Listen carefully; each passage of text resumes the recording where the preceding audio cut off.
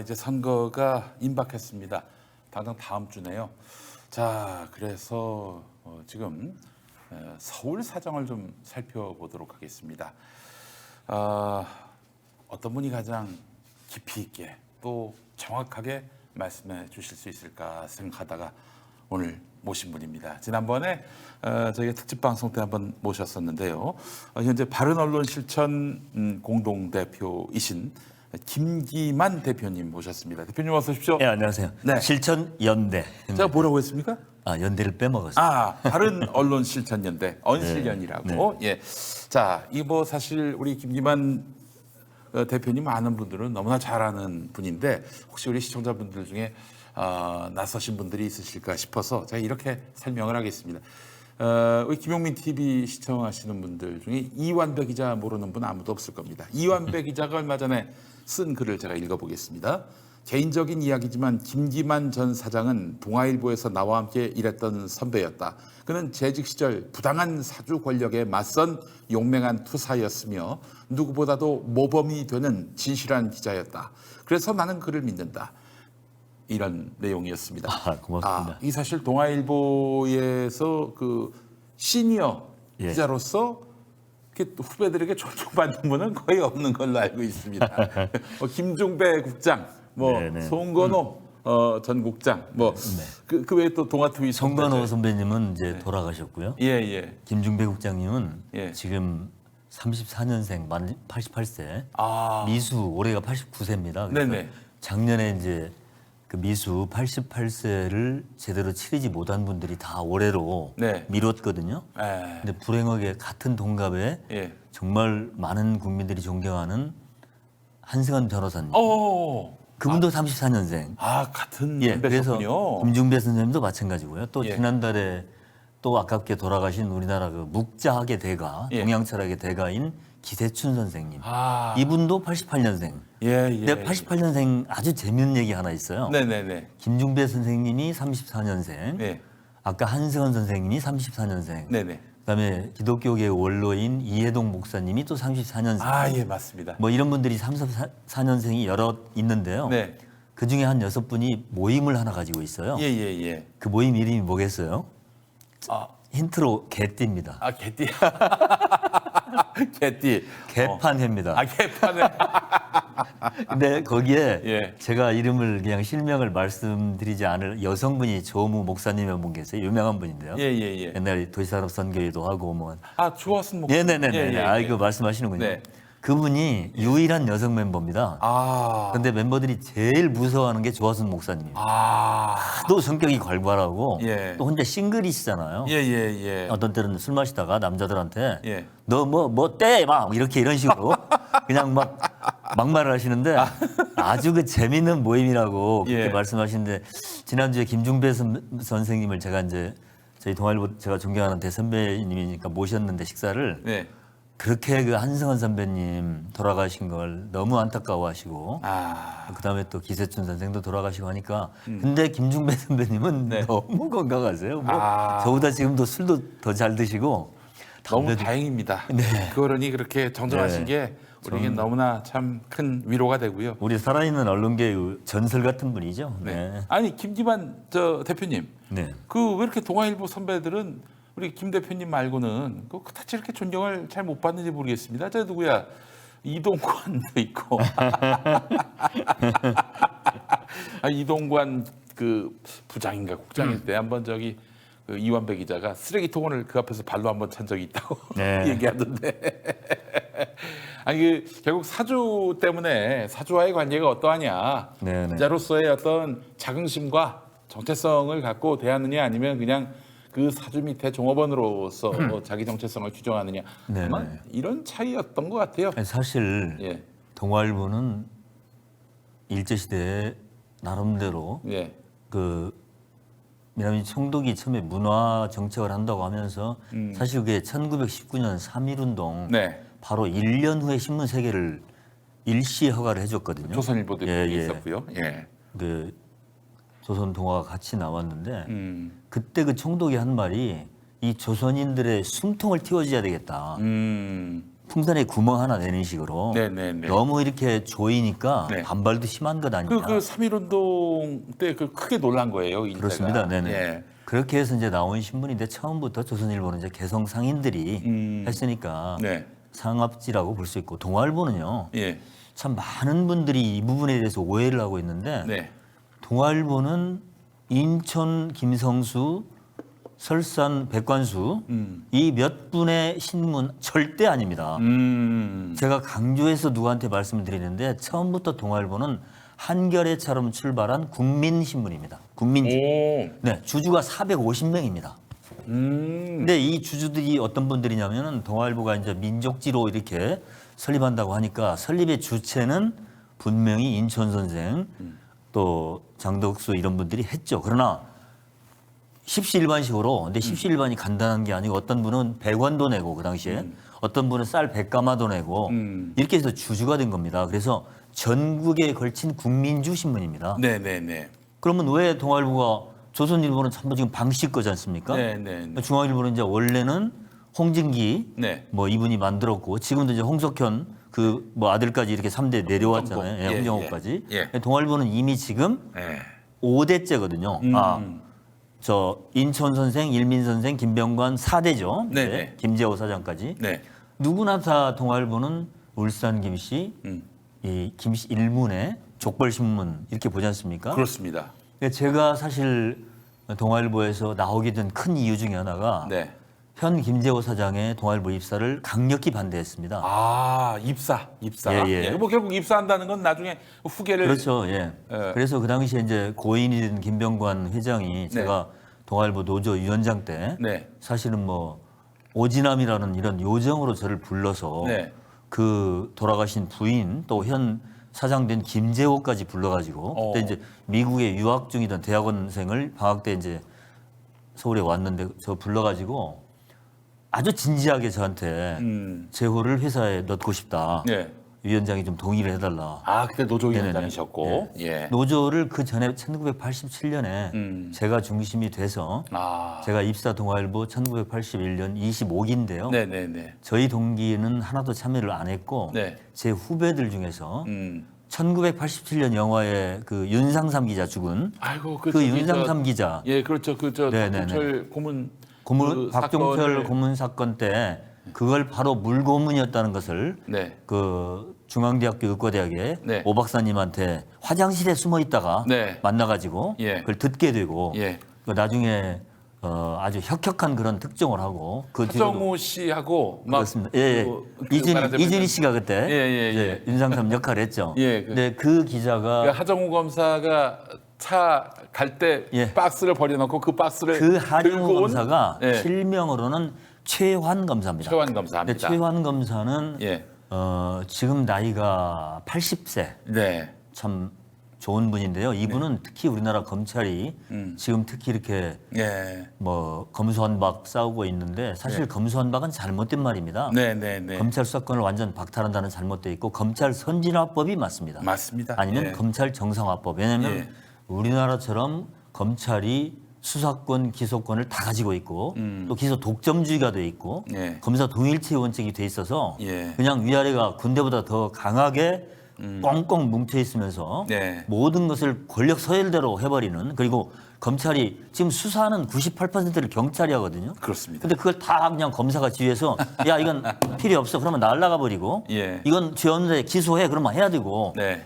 이런 그 너무 지나칠 정도의 검찰의 독점 시대를 좀 끝내고 균형 있게 가자는 거거든요. 아, 그 윤상삼 기자가 노동조합 창립 때 우리 김기만 대표님하고 저를 함께 가장 많이 도와줬던 아. 근데 불행하게 1999년에 일찍 돌아가셨어요. 가남으로 갔는데 네, 돌아가셨어요. 바로 지난달이 예.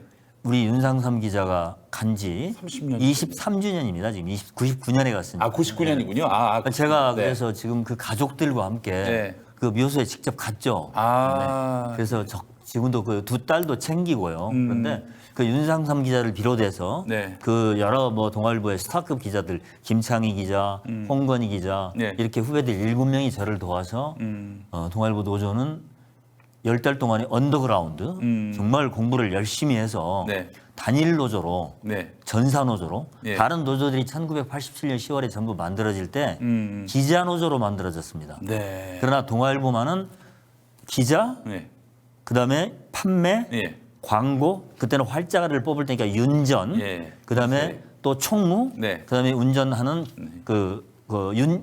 수송부. 수송부. 이 6부의 전체 기자들이 전원이 다 뭉친 아마 동아일보뿐만 아니라 한국 노조 역사 이래 전사 노조는 그때가 처음이었습니다. 이 사실 대표님 제가 오늘 좀 여담이 길긴 한데 네네. 너무 궁금한 내용을 지금 짚어주셔가지고 사실은 75년에 동아투이 그렇게 해서 다 해직되고 그래서 이 동아일보의 저항의 기운이 완전히 꺾였다라고 판단을 했는데 어떻게 그 동아일보에서 87년에 윤상삼 기자의 그런 의거가 있었고 또 이렇게 노동조합이 설립이 되고 또 90년대 중반까지는 동아일보가 가장 그래도 공정한 신문으로서 지지와 응원을 받았던 곳이었는데 어떻게 그 저항 정신이 몇 면이 이어졌는가 저는 참 굉장히 궁금했거든요. 네, 이제 제가 아까 마저 말씀을 드리면 그 네. 동아일보는 결국 네. 그 450명의 전국적인 주주가 있었는데 음. 그 뒤로 이제 주주들이 애국자이기 때문에 별로 자신의 주권 행사에 관심이 없습니다. 아. 그러다 보니까 실권주가 많이 발생하고요. 예, 예. 결정적이었던 것이 한국 전쟁입니다. 6.25 동맹. 아, 예, 예, 예. 6.25가 딱 터지니까 예. 북한에 있던 분들의 주식이 전부 실권주가 됩니다. 아, 그러네요. 네네. 근데 450명 주주 중에 북한 출신이 훨씬 많았어요. 아. 그 주식을 전부 울산금시가 다 가져간 겁니다. 그렇게 되다 보니까 차근차근 지금 현재는 예. 그 김씨 일문이 90% 이상을 가지고 있거든요. 아, 진짜 오늘 아주 굉장히 가장 큰 질문이었는데 제가 그래서 아까 예. 김병관 회장이 참 역사의 아이러니인데요. 이분이 돌아가신 날이 예. 이명박 대통령이 취임한 바로 그날입니다. 12월 19일 2007년 2월 25일. 아, 예, 취임한 날, 예, 당선이 아니라 취임한 그러니까 날. 예. 이제 1997년에 선거가 있었고 네. 그다음에는 2002년에 있었지 않습니까? 네, 네, 네. 그다음에 2007년에 있고요. 네. 그러니까 2007년에 그 대통령이 됐지만 취임은 2008년 2월 25일이에요. 네. 이날 당일에 그렇게 고려대 출신의 첫 대통령 네. 이명박 고려대학교고 동아일보가 그러네요. 같은 재단이니까 예, 예, 예. 중앙대단. 김병관 회장이 속으로 이제 중앙학번. 네. 쾌재를 부르고 예. 뭐 숙제를 다 해결할 수 있을 것이다. 네. 동아일보가 갖고 있는 숙제가 여러 개 있습니다. 네. 땅의 형질 변경이랄지 예, 예. 이권 사업이 많습니다. 예. 근데 그걸 이제 드디어 이명박 정권 같은 고려중앙학원 동아일보 재단이니까 그 뭐 정말 열심히 밀었죠. 동아일보에서 이명박 후보를. 네, 그러니까 이제 해결할 수 있으리라고 기대를 했는데 참 불행히도 취임하는 그 당일에 이제 돌아가셨어요. 근데 제가 그때 김병관 회장이 이제 저한테 김재호의 입사를 물어봤을 때가 이제 1995년 6년인데 네네. 제가 반대했던 가장 큰 이유가 두 가지였습니다. 네. 하나는 제가 경제부 기자를 꽤 오래 했어요. 네. 동아일보 기자가 되기 전에 제가 전경련에 3년 근무를 했습니다. 그래서 실물 경제를 좀 알고 예. 경제계 인맥이 좀 넓어요. 그래서 그 뒤에 이제 저를 바로 사회부 사건 기자 끝난 다음에 경제부를 보냈는데 제가 경제부에서 한국은행, 증권시장, 국세청, 뭐 저 경제개혁원 이렇게 쭉 출입을 해봤는데 재벌그룹도 다 취재를 해봤거든요. 네네. 그때 제가 느낀 게 4대 가는 재벌이 없더라. 4대 가는 재벌. 4대 가는 그 당시까지는 재벌이 없더라. 그랬어요. 지금 이제 LG가 4대가 됐어요. 네네. 앞으로 이제 수상도 할 수 있고 예. 무너지기도 하겠죠. 근데 생각해 보세요, 저 김 대표님.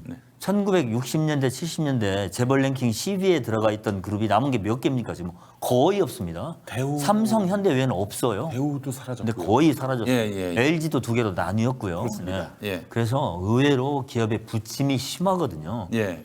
그래서 우리 언론도 마찬가지로 4대, 5대 가는 건 저는 바람직하지 않다. 그러면 어떻게 하면 좋으냐? 예. 특히 동아일보는 국민주였기 때문에 네. 이제 이걸 국민들한테 돌려주는 뜻에서 네. 편집국장, 예. 사장까지는 예. 전문 기자가 하고 경영 예. 이것은 외부에 맡겨라. 네. 그러면 김씨 일무는 뭘 하느냐? 예. 영어로 glorious shareholder, 영광스러운 주주로 남아라. 네, 그런 소유만하라. 예. 그런 예가 뭐냐면 예. 미국의 그 워싱턴 포스트의 그라함 여사입니다. 네. 그분은 신문을 지원하고 재정적으로 다 돌봐주지만 간섭하지 않는 원칙이거든요. 네네, 그렇죠. 김대중 대통령의 철학이 그랬어요. 언론 예. 정책이 예. 지원하되 간섭하지 않는다. 네. 문화 정책도 그렇고요. 네, 그렇습니다. 그게 민주주의의 본산이거든요. 그랬습니다. 근데 그런 와중에 결국은 제가 그 어떤 영린을 건드렸죠. 그러니까 김 회장에게 네. 첫째는 동아일보가 원래 국민주였기 때문에 네. 김씨 일문에서 계속 승계하는 것은 맞지 않다. 두 번째는 4대 가는 그런 재벌기업을 못 봤다. 네. 김재호가 4대가 되니까 하지 말자.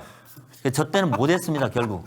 저 때는 못하고요. 예. 제 다음 위원장 때 네. 편법으로 넣더라고요. 아. 저는 당당하게 동아일보 기자 시험을 쳐서 돌아라. 음. 그렇게 얘기를 했는데 뭐 그때 회장이 재밌는 말로 시험 치면 떨어지는데 어떻게 하나 이 사람아 그러더라고요. 그래서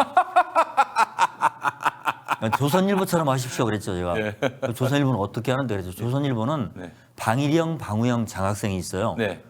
중고 대학생 때 네네, 그렇죠. 그분들이 시험을 치를 때 네. 페이버를 줍니다. 네, 제가 정확히는 말씀드리지 않겠지만 네. 가점을 주든지 네. 어떤 형태로든 그분들한테 방법까지 일러주셨네요. 네네. 네, 근데 결국은 그 다음 해에 예. 제가 위원장을 그만둔 제가 9대 위원장인데 10대 위원장 시절에 동아일보 본지로는 들어오지 못하고 네.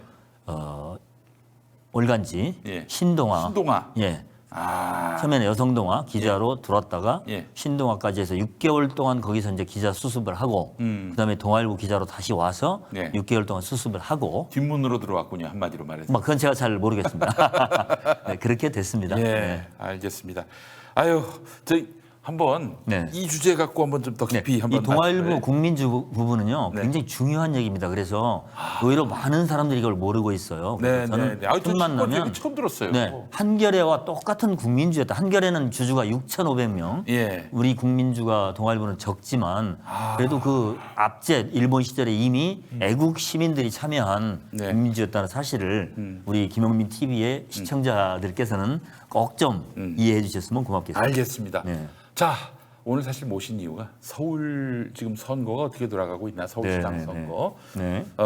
그래서 우리 김기만 대표님께 좀 소상히 그 상황을 좀 들었으면 좋겠고 한번 좀 구체적으로 이야기를 들어보겠습니다. 지금 여론조사 흐름을 보면은 이제 송영길 후보가 상승세로 가는 것 같습니다만은 이게 그냥 선거 앞두고 그 이제 원래 전통적 지지층들이 결집하는 건지 아니면 진짜 어떤 판세의 변화가 있어서 네.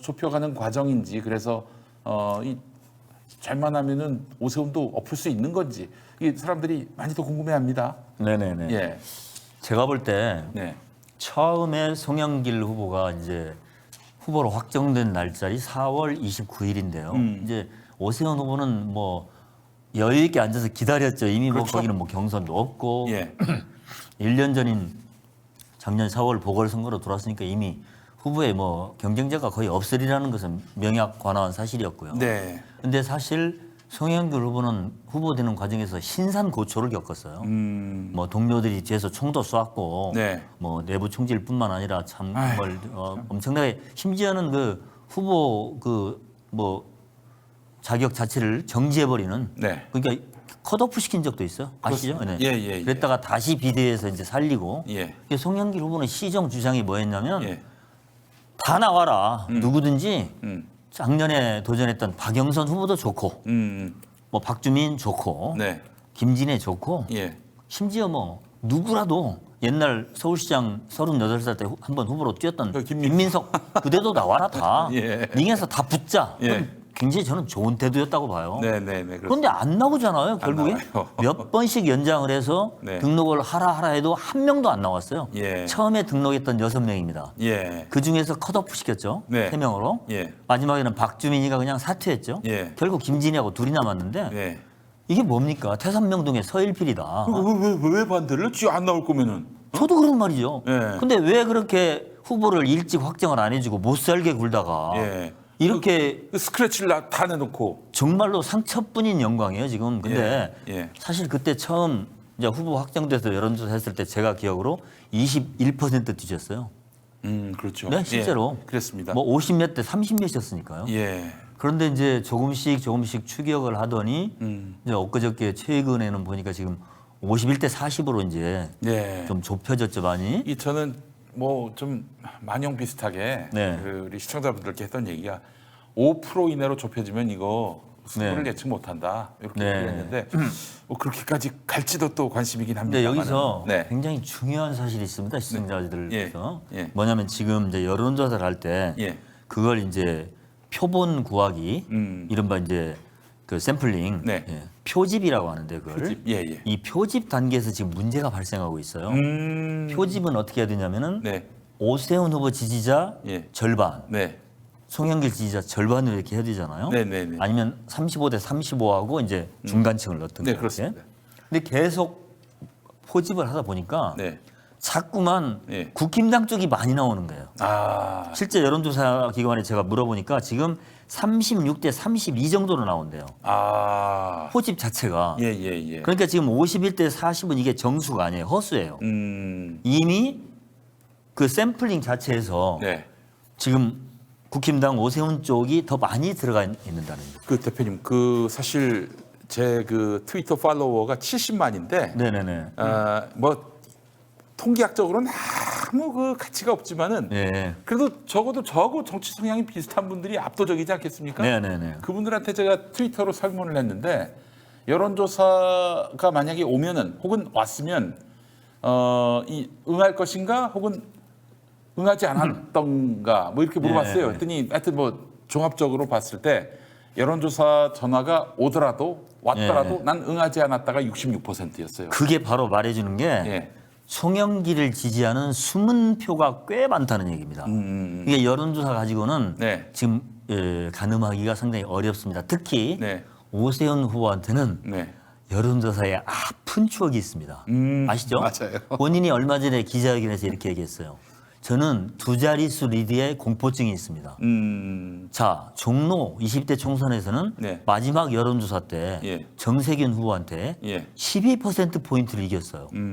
그런데 막상 까보니까 8%인가 10%를 져버렸어요. 그러면 20 몇 퍼센트 오차가 난 거 아닙니까? 네. 그다음에 21대 광진에서도 고민정희하고 붙었을 때 똑같은 현상이 벌어집니다. 상당히 큰 폭의 리드를 계속했는데 결과는 뒤집혔잖아요. 그러니까 지금 오세훈 후보는 아마 예. 웃고 있어도 웃는 게 아니죠. 지금 현재 11%포인트 차이는 오세훈 후보가 생각할 때는 가장 위험한 차이입니다. 네. 그런데 그것조차도 아까 지금 말씀드린 것처럼 포집 단계에서 지금 송영길 후보의 지지자가 굉장히 적게 걸리고 있어요. 네. 그리고 김 대표님이 말씀하신 것처럼 나 이거 여론조사 응하지 않겠다. 이런 사람들이 꽤 네. 숨어 있단 말이죠. 예, 예. 그리고 지금 빅데이터에서 보면 네, 네.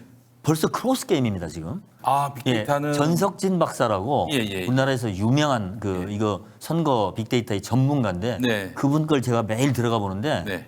지금 거기서는 50대 50이에요. 크로스예요. 예, 이런 것들을 보면 결코 이번 선거가 지금 오늘 포함해서 6일 남았는데요. 네, 네, 네. 만약에 6월 1일 당일도 이렇게 선거 운동도 할 수 있고 네. 뭐 어떤 투표 행위를 권유할 수도 있으니까 그러면 일주일 남았는데요. 네. 제가 볼 때 이것은 70일보다 더 길어요. 어떤 변동이 있을지 전혀 예상할 수 없습니다. 그렇습니다. 네. 예. 자, 그렇기 때문에 뭐 지금 송영길이 일방적으로 지고 있고 그래서 뭐 선거 해보나 마나다 이렇게 미리 그 예단하는 것은 전혀 아닙니다. 무리다. 심지어는 예. 민주당 내부에서도 전혀 지금 정신 못 차리고 네. 뭐 마치 서울은 지금 예. 뭐 안 되는 듯한 이런 발언을 하는 분들은 내가 볼 참 때는 이해를 할 수가 없어요. 예, 약간은 해당 행위를 하는 사람들이고 선거를 몇 번씩 치러봤는데 네. 이미 정세균의 역전, 고민정의 역전을 다 겪어본 사람들이 왜 저렇게 참 연약한 그런 얘기를 하는지 네. 저는 잘 이해가 안 갑니다. 하여튼 뭐 정말 이해할 수 없는 일들이 뭐 한두 가지가 아닙니다만은 네. 자, 그렇다면은 송영길 후보 그 참 어려운 싸움을 벌이고 있는데 그 우리 작년에 사실상 몰패를 했지 않습니까? 그 구청 전 네. 지역구에서 네네. 25개 구에서 그때는 왜 그랬다고 보세요, 대표님? 왜 그렇게 서울이 어려운 지역구가 됐는가? 사실 작년 초만 해도 오세훈이 서울시장 보궐선거 나온다고 했을 때 다들 비웃었어요. 야, 오세훈 오케이. 오세훈 나오면은 뭐 무조건 이기지. 오세훈이 지금까지 계속 네. 지지 않았느냐. 당연히 이길 수 있다. 누가 나가더라도 될 수 있다라는 게 사실 여권 지지층들의 생각이었는데 지금은 거의 뭐 난공불락처럼 인식이 되고 있습니다. 예. 네, 사실 이제 오세훈 후보는 제가 볼 때는 개인적으로는 엄청 운이 좋은 사람이죠. 운이 좋은 사람이다. 왜냐하면 서울시장 중에서 최연소 시장이거든요. 그렇죠. 예, 2006년에 예. 45살이 됐어요. 예. 그리고 33대, 예. 34대를 연이어서 됐죠. 네. 그러다가 이제 무상급식으로 물러났고요. 네. 그런데 이분이 뭐 알다시피 그 방송에서 오변호사로 이제 프로그램으로 상당히 그 이름을 떨치면서 그렇죠. 대중성이 이제 있었고, 네. 네, 어떻든 그 두 번의 시장은 잘했지만 무상급식에 대한 판단 미스가 결정적으로 이제 정치 인생을 끝내게 하는구나 이렇게 생각을 했는데 예. 어떻든 그리고 이어서 20대 총선에서 떨어지고 또 한 번 이어서 21대 총선에서 그 신인 고민정이한테 밀렸다는 것은 거의 정치적으로 예. 그냥 아웃 선언 그렇죠. 당한 거거든요. 사망 선고를 받은 사망 거죠. 선고를 예. 받았죠. 그런데도 불구하고 작년 보궐선거에서 살아났을 때는 솔직히 말하면 민주당의 자책으로 인한 그냥 정말 부전승이죠. 왜냐하면 네. 이미 그 당시는 이 민주당 문재인 정부의 부동산 정책이 실패할 대로 실패해가지고 아주 민주당이 너덜너덜해졌습니다. 네. 그런 상태에서 예. 특히 오세훈 후보는 안철수한테 밀렸지 않습니까? 네. 근데 안철수가 작전도 잘못 짰죠. 네. 처음부터 그냥 당에 들어가서 맞대기를 했어야 되는데 자꾸 1대1 합당을 주장하면서 네. 그러다가 그냥 똥볼을 차고 결국에는 그 당의 조직력에 못 당하거든요. 예. 그래서 이제 경선에서 져버리니까 네. 오세훈은 이제 후보가 되는 순간 네. 이미 서울시장은 따놓은 거죠. 예. 왜냐하면 18.3%포인트의 패배라는 것은 박영선 후보의 개인적인 역량이나 민주당의 당 조직력을 보면 네. 너무 큰 패배입니다. 예. 그 패배의 원인은 하나, 예. 닥치고 부동산입니다. 닥치고 부동산. 네, 거기에서는 백약이 무효예요. 그러니까 오세훈은 거꾸로 말하면 네. 공짜로 먹은 거죠. 아. 본인은 지금 완전 내리막길이었어요. 어허. 자, 무상급식 완전히 이거 정말 벤치 아웃 당했죠. 네. 그다음에 20대 총선 역전패, 네. 21대 총선은 완전히 자기가 볼 때는 어린 고민정한테 그냥 KO. 네. 야, 끝났구나 정치적으로. 예. 그런데 불사조처럼 이렇게 살아났다는 것은 본인의 경쟁력에 의해서가 아니라 민주당이 스스로 자신들의 발등을 찍고 잘못된 부동산 정책을 하는 바람에 네. 그냥 거저먹기를 했다는 얘기죠. 아니 대표님께서는 경제부 기자도 오래 하셨으니까 네네. 민주정부의 부동산 정책이 뭐가 문제였기에 이렇게 그 서울에서 네네. 정말 서울이 이렇게 그 험지가 돼버렸는지 전체가. 네, 심하게 얘기하자면요. 네. 그렇게 잘못한 정책은 아닙니다. 예. 그러니까 지금 홍콩만 가봐도 우리 못지않게 오르고 있어요. 세계 부동산은 다 오릅니다. 유동성이 풍부해지면서. 왜냐하면 예. 유동성이 많아지고 예. 뭐 우리나라만 해도 지금 그 부동자금이 도대체 얼마입니까? 그러니까 예. 돈이 빈 틈만 있으면 몰리게 돼 있어요. 네. 증권시장이 좀 떴다 그러면 글로 떴다왕처럼 가고 네. 우리 주택수도 지금 가수요 때문에 그러는 거거든요. 네. 그리고 특히 또 많은 가수요를 부채질하는 게 중국인들입니다. 조선족을 이 사람들이 집을 엄청 삽니다. 근데 사실 이 부동산 정책은 이제 문재인 정부는 약간 좀 순수합니다. 이 수요를 적절히 억제하면서 네. 적절한 공급을 하면 수요 공급 곡선이 맞아떨어진다 생각을 하는 건데 그게 그렇지가 않아요. 공급을 어느 정도로 꾸준히 해줘야 되고 그러면서 어느 정도 그런 투기 수요를 억제해 나가야 되는데 네. 너무 그냥 꼭지를 막으려고만 했다. 그러다 보니까 자꾸 이제 땜방지를 하게 되거든요. 네.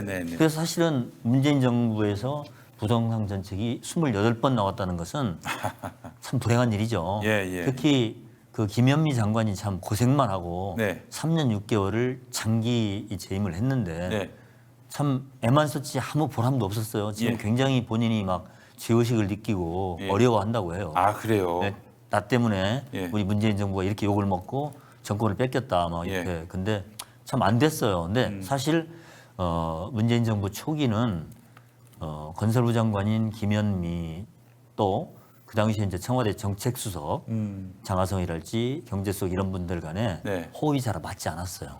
그리고 일관성 있게 정책을 좀 장기적으로 밀고 나가야 되는데 조금 안 되니까 이렇게 고쳐보고 또 저렇게 고쳐보고 네. 종부세도 마찬가지입니다. 사실 예. 종부세 저렇게까지 강력하게 고집할 문제가 아니거든요. 왜냐하면 네. 종부세 세수가 전부 합쳐서 몇 천억밖에 안 되잖아요. 네.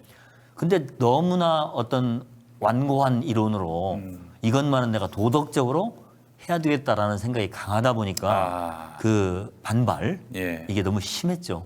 사실은 우리 뭐 강남 사는 분들 논리에는 제가 정말 할 말은 많은데 네. 이 현실이니까 제가 뭐 며칠 전에도 강남 친구들하고 술 먹다 그런 얘기 했습니다.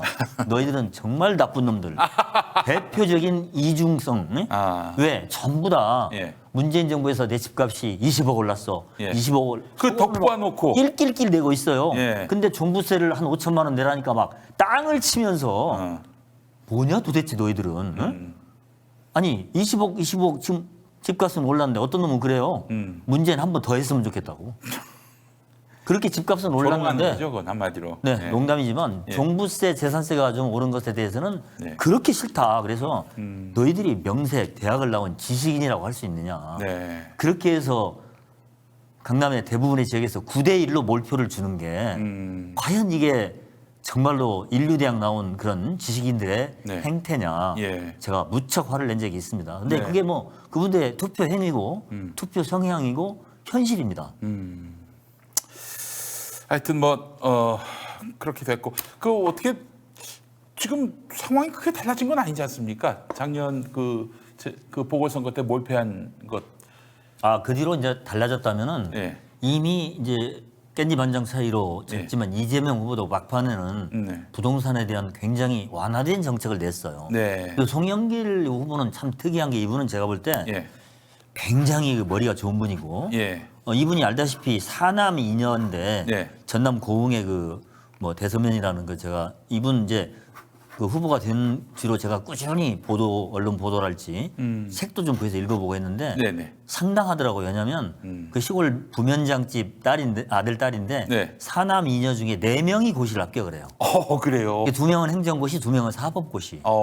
그러니까 이 집은 대단하다. 머리가 아주 네. 대단히 송영길 좋은- 씨의 윗형이 제일 큰 형이 저하고 친구인데 네. 장하성 씨라고 그 옛날 경제기획원 공정거래위에서 오래 일했던 분이에요. 네. 이분 행정고시, 예. 둘째 형은 사법고시, 예. 송영길 사법고시, 예. 여동생은 행정고시에서 지금 네. 정통부의 예. 국장입니다. 야. 그러니까 이 집안이 굉장히 좋은 머리. 예. 그런데 또 연세대학교에서 송영길 후보가 최초의 지금 그 학생들 투표에 의한 직선제 학생회장이에요. 학생회장에서. 네. 예. 그렇게까지 다 했는데 네. 참 그 대단한 면이 있다. 자신을 던질 줄 안다. 뭐냐면 대부분 그쯤 이분 대학은 전공은 경영학과를 나왔어요. 네. 경영학. 그런데 뭐 연대 경영학과 정도면 인류 그런 업체 취업하는 건 충분히 그럼요. 가능한데 예. 전혀 그게 아니고 바로 졸업하자마자 예. 냄비 들고 예. 보따리 싸들고 인천 공단으로 갔어요. 노동자. 노동자. 그렇죠. 예. 그래가지고 용접경부터 시작해서 마지막에는 택시 운전을 하고 택시 노조 만들기까지 해요. 근데 그때 예. 그 인천 노련이라고 거기서 노동운동을 할 때 가장 따랐던 선배가 노회찬입니다. 노회찬 씨가 나이가 아마 제가 알기로는 송영길 씨가 63년생일 거예요. 네. 63년생. 그 양반이 5, 6년생입니다. 노회찬. 예. 그러니까 7살 위죠. 네네. 근데 그러니까 노회찬 씨가 예. 그 인천 노동운동에 이제 형이었고 대부였고 네. 그 밑에서 이제 송영길은 대학 졸업하자마자 가서 배운 겁니다. 네네. 7년이나 했어요. 예. 그리고 노동운동을 하다 보니까 내가 좀 더 크게 노동자들을 좀 위해야 되겠다. 네. 뭘 해야 되지? 노동 변호사를 하자. 인권 변호사를 하자. 예. 그래가지고 뒤늦게 사법시험을 공부를 해서 야, 또 참 2년 만에 합격을 해요. 예. 그래서 30살에 합격을 합니다. 예. 그러니까 참 이 친구는 예. 뭘 하려고 하면 네. 다 하긴 한다. 네. 그러니까 지금 5개 국어를 한다잖아요. 제가 깜짝 놀랐는데 게다가 제가 한번 만나봤어요. 예. 그래가지고 그 제가 한번 굉장히 분노해서 쓴 글이 한 번 있었는데 네네네. 이 4월 27일 날 네. 이 송영길 씨가 프랑스의 레지옹 노엘 오피시에 제가 이제 프랑스 특파원 출신이니까 정확한 발음으로. 예. 근데 그걸 봤는데 제가 이제 프랑스 대사도 잘 알고 네. 오랫동안 이제 특파원 한 이후에도 한국에서 프랑스 대사관과 네. 협력 관계를 갖다 보니까 이제 그때 초대를 받아서 갔어요. 네. 그 제가 이제 보니까 송영기 씨가 불어를 하더라고요. 불어까지. 네. 이제 물어봤어요. 아니 당신이 중국어를 잘하고 일본어, 러시아어까지 한다는 얘기는 들었다. 푸틴하고도 러시아로 네. 통화를 한다고 들었는데 네. 언제 불어를 했어? 그랬더니 예. 제가 광주 대동고등학교 다닐 때 예. 강제 배정돼서 그때 불어를 했습니다. 그러는 거예요. 오. 그래서 5개국어예요. 보니까 처음에는 4개국어인 줄 알았는데 네. 중국어 수준은 칭화대학에서 한 학기 동안 강의를 했으니까 그건 뭐 알아줄 정도가 되고 네. 그다음에 저 일본어 하고요. 예. 러시아어는 완벽치는 못한데 예. 그 푸틴과의 대화를 위해서 특별히 인천시장 때 과외 선생을 붙여서 공부를 했다고 해요.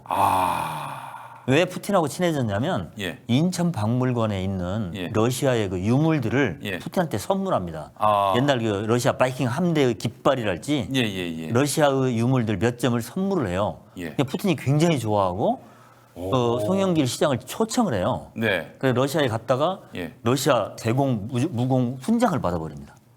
인천시장 때. 말하자면 푸틴하고 뭔가 외교적으로 그 네. 마찰을 빚게 되면은 송영기를 특사로 쓸 수 있겠네요. 그러니까 이제 인천이 예. 그 지역 자체가 예. 북한하고 가장 근접한 데 아닙니까? 그렇습니다. 그래서 역대 인천 시장들은 네. 대북한 사업을 광역 자치단체 중에서 가장 많이 해요. 그럼요. 예. 그 전에 뭐 그 안상수 시장도 그랬고요. 예. 지금 아마 그 박남춘 시장도 그렇게 할 거고 다만 남북 관계가 좀 얼어붙으면 잘 못하지만 못하죠. 예. 조금만 좋아지면 바로 그냥 북한 이렇게 가서 심지어는요 제가 그런 비사도 알아요. 네. 그 우리나라 축구계 안종복이라는 분이 꽤 유명한 분이 있는데 과거에 지금도 있어요. 이제 예. 나이는 꽤 많은데 그분이 이제 구단주도 여러 군데 하고 그랬는데 예. 그분이 어떻게 하냐면 예를 들어서 인천 같으면요. 예. 인천 시민구단 있잖아요. 예. 이분들이 저기 중국에 예. 아니면 베트남에 전지훈련을 갈 때 네. 북한 팀을 초청해 버려요. 음. 그럼 북한 팀이 거기 와서 같이 훈련해요. 근데 모든 전지훈련비를 우리가 다 대주는 거예요. 네. 그렇게 인천시장이 그때 그 안종복 씨가 인천시단 구단의 그 구단에서 중요한 역할을 할 때예요. 네. 그만큼 이제 인천시장은 그 생태적으로 북한과 혹은 북방 러시아와 굉장히 긴밀한 관계를 유지하려고 하는데 나중에 이제 러시아에서 파이프라인이 가스관이 이렇게 연결돼 올 거 아닙니까? 그렇습니다. 예. 그래서 이제 송영기 시장도 예. 푸틴한테 엄청나게 공력을 들였어요. 오. 죄송합니다. 그런 과정에서 예. 제가 알기로는 푸틴의 최측근하고 친해졌고 네. 최근에 관훈클럽 토론에서 얘기하는 걸 보니까 네. 제가 깜짝 놀랐는데 지금 우크라이나하고 러시아 전쟁하고 있지 않습니까? 그렇습니다. 우크라이나의 젤린스키 대통령하고 네. 송영길이 친해요. 그래가지고 실제로 아니요 이건 보도가 됐어요. 예. 젤린스키 대통령하고 문재인 대통령의 통화에 예. 삼각 통화를 연결해줘 그랬어요. 오. 푸틴하고 문재인하고 젤린스키 네네네. 그 사이에 송영기. 송영기 삼각 통화. 야. 그다음에 본인이 이제 그 토론에서 밝히는데 네. 이재명 만약에 대통령이 됐으면 자기가 자청해서 네. 대러시아 대통령 특사를 가려고 그랬어요. 특사를. 뭘 하려고 그랬냐 그랬더니 예. 자기가 푸틴과 그 측근을 잘 아니까 푸틴과 젤린스키를 평화 협상을 시키려고 했다. 야, 우리나라에 이런 클래스가 다른 분이네. 우리나라에 이런 정치 지도자를 저는 본 적이 없어요. 어우, 완전히 지금 송영기를 제가 180도 다르게 보게 됐어요. 저도 깜짝 놀란 게 그냥 저 양반은 민주당의 달코 다른 X86 세대 정치인 이런 정도로만 인식이 돼 그러니까 있었는데 저는 좀 이 클래스가 다르네 이 양반은. 제가 예. 그 이제 17대 국회 때 국회의장 공보수석을 했지 않습니까? 예, 그러셨어요. 17대 때 들어왔던 의원들하고 친하거든요. 네. 조정식 의원이랄지 네, 뭐 네, 이게 네. 다 오선들인데 네. 제가 그때는 이제 훨씬 제가 선배죠. 예. 그러니까 이제 저 후배들 아껴주고 네. 지금도 그래서 많이 친한데 예. 이 송영길도 말하자면 선수로 보면 인천시장 안 했으면 지금 6선이에요. 그러네요. 그러니까 이제 이미 그때 이제 17대 때 들어와 있어. 16대부터 들어왔거든요. 네. 그런데 참 문희상 전 의장님이 재밌는 얘기를 한번 해요. 예. 17대 의원들을 데리고 외국에 나갔대요. 예. 문희상 의장이 선배로서. 예. 근데 송영길이가 예. 되게 밉살스럽다라는 거야. 왜냐하면 남들은 막 얘기하고 이러는데 귀에다가 뭐 이어폰을 끼고 혼자 예. 막 중얼중얼 하더라는 거야. 예. 저놈이 뭐 하고 있나. 예. 옆에 가서 이렇게 봤대요. 예. 근데 영어를 하고 있더래. 영어를. 나중에 끝나고 너 뭐 했어? 예. 그랬더니 제가 지금 매일 20분씩 전화로 영어 공부를 하는 게 있는데 지금 그 시간입니다. 그때 벌써 17대 때 초선 때 네. 그런 노력을 하더라. 그럼 돌아오더니 네. 비서관 보좌관 중에 3명을 외국인으로 바꿔버리더라. 송영길이가 초선 때 예, 16대 때. 예. 그래서 남다르게 봤다는 거야. 노력을 하는 친구구나. 근데 그 문희장이 이제 어떻게 해서 그렇게 어학 공부를 하게 됐냐 물어봤더니 초선 원 때 외국에 나갔는데 북한 외교관들하고 만날 기회가 있었대요. 예. 근데 북한 외교관이 영어를 너무 잘하더라는 거야. 그걸 보고 자기가 창피했다. 한국의 인류대학을 나왔는데 네. 그 앞에서 더듬거렸다. 예. 오자마자 영어 공부를 시작했다는 거예요. 그래서 그 양반이 예. 그 제가 기억이 나네요. 그 방통대를 또 들어갔어요. 방통대를 2군데 다녔어요. 예. 방통대 1학과, 예. 방통대 중국어과. 그러니까 영어는 아니군요. 영어는 그때부터 영어는 이제 독학으로 했고. 영어는 비서관 보좌관을 예. 현지인으로 외국인으로 현지인으로. 채용을 해서 일상으로 이제 공부를 했고 예. 이제 중국어는 방통대 나오고 네. 중국의 현지 연수도 가고 실제로 인천시장 떨어지고 나서 거기서 연수하면서 네. 강의를 했다니까요. 네, 그런 노력을 하는 사람이고 러시아어도 지금 상당한 수준에 있고 그러다 보니까 이 사람이 네.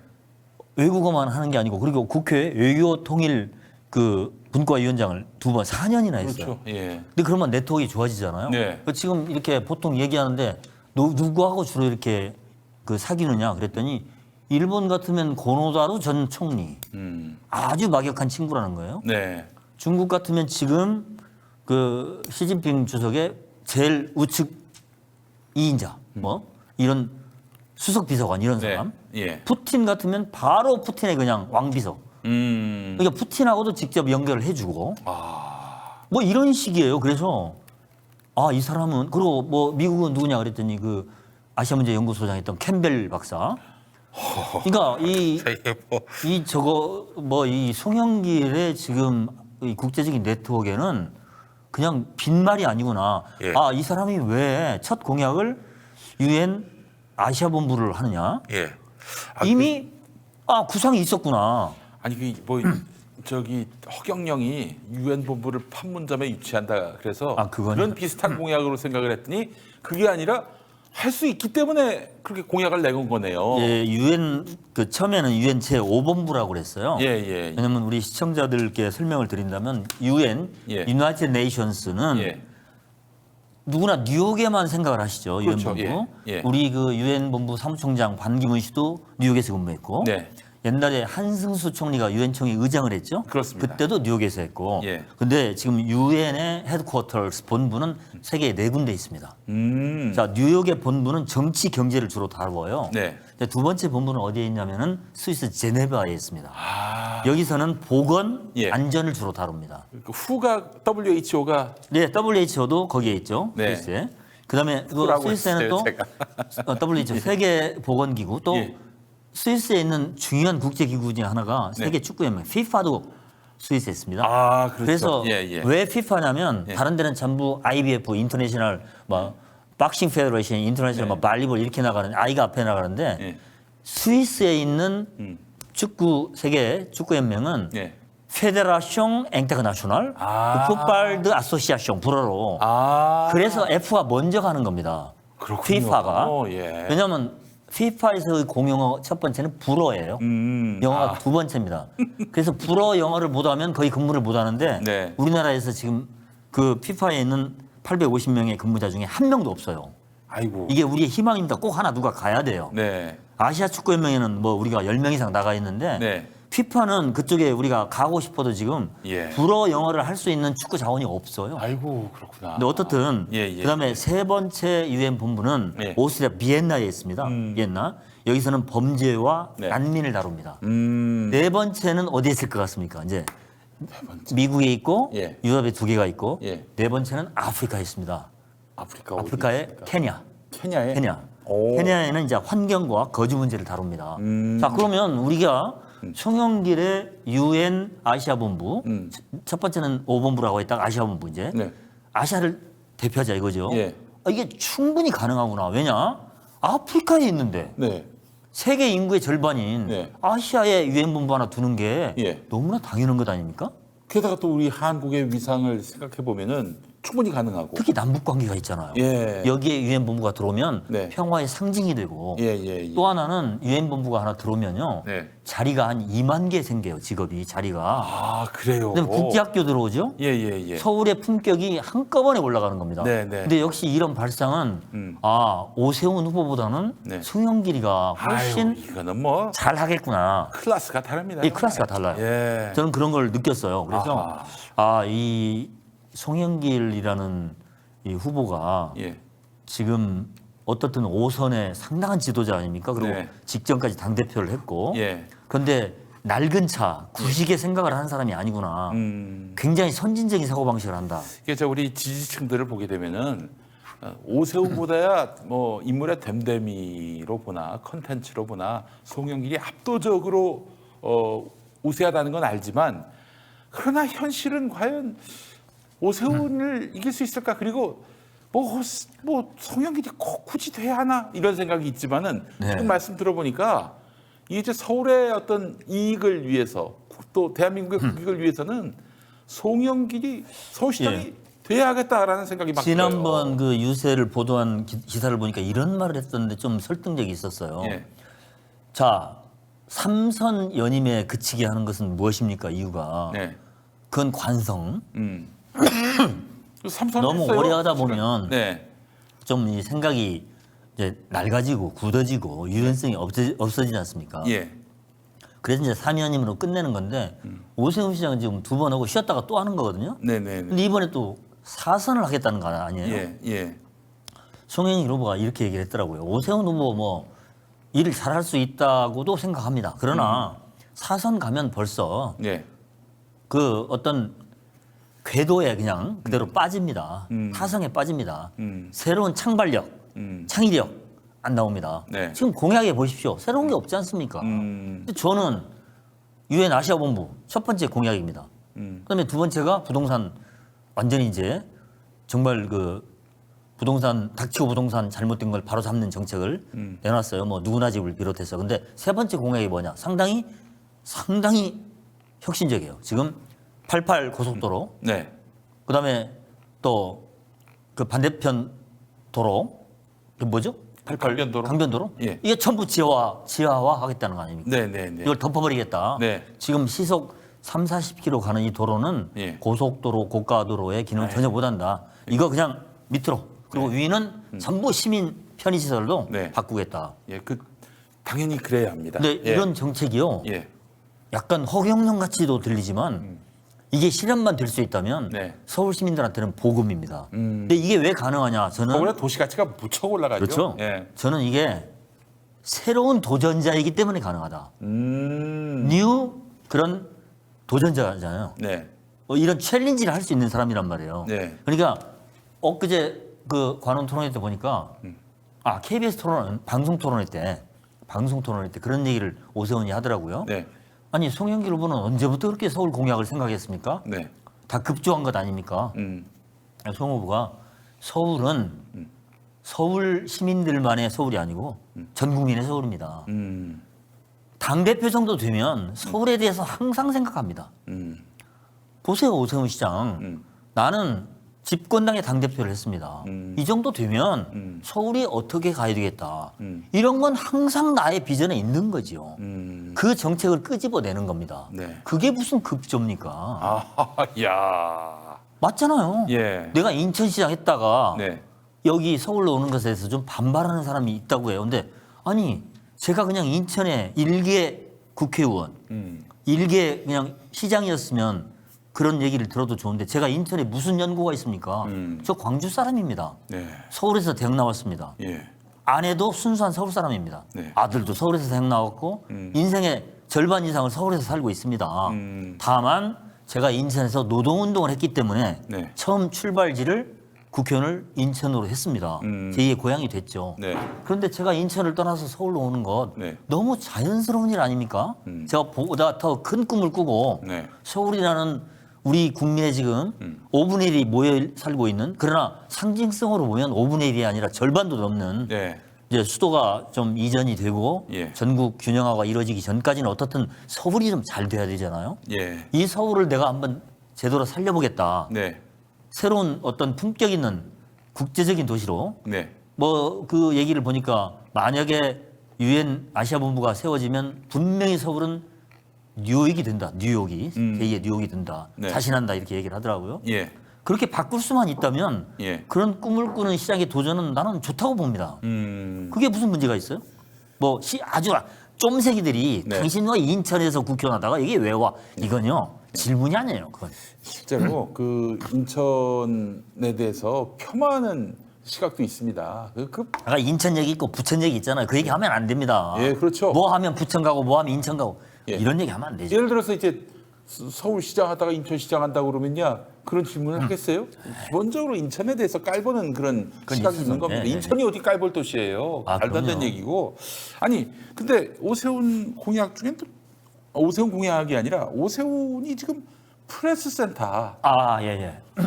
그 건물에다가 저렇게 그 플래카드 건 거 제가 또 우리 또 언론계에 그 큰 역할을 하시는 우리 바른 언론 실천연대 공동 대표이신 우리 김기만 대표님께 여쭙고 싶었는데 예. 그거 그래도 됩니까? 저는 경악했습니다. 네. 아니 프레스센터가 어떤 곳입니까?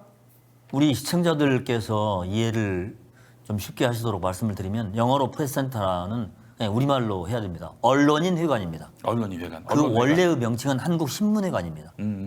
조그마한 3층 건물이었습니다. 네네. 거기서 신문기자들 결혼도 많이 했습니다. 네. 옛날. 예. 그 자리에 이제 엄청나게 높은 20층짜리 건물을 예. 1987년에 올렸습니다. 85년. 그 안에 서울신문이 또 입주를 그렇습니다. 했고요. 예. 그게 지금 37년 된 건물입니다. 네. 제가 바로 작년 10월까지 그 건물에 예. 사장이었거든요. 한국 예. 방송광고진흥공사. 방송광고진흥공사. 예. 그 20층짜리 대표셨어요. 언론인회관 예. 프레스센터 건물을 예. 1층부터 11층까지는 소유권이 서울신문에 있고 예. 12층부터 20층까지는 코바코 한국방송광고진흥공사에 있습니다. 그래요. 예, 예. 소유관계가 그런데 그렇군요. 묘하게 이제 이 오세훈 후보가 사무실을 어디 얻었냐면 예. 11층에 얻었어요. 11층. 그러니까 서울신문 관할입니다. 네. 그래가지고- 서울신문이니까 임대를 준 거네요, 한마디로. 그렇습니다. 예, 이제 단기 임대. 임대차 계약의 주체는 네. 이제 서울신문이고 네. 임차가 이제 오세훈이 되는 거죠. 그런데 이걸 이제 5월 이제 10일경에 계약을 했어요.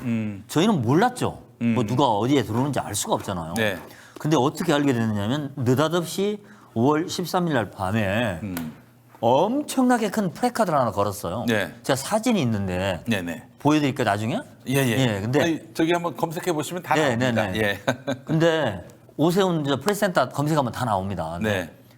아무튼 프레스센터의 벽면에 간단히 말씀드리면 네. 11층이 사무실인데 플래카드는 5층부터 12층까지 예.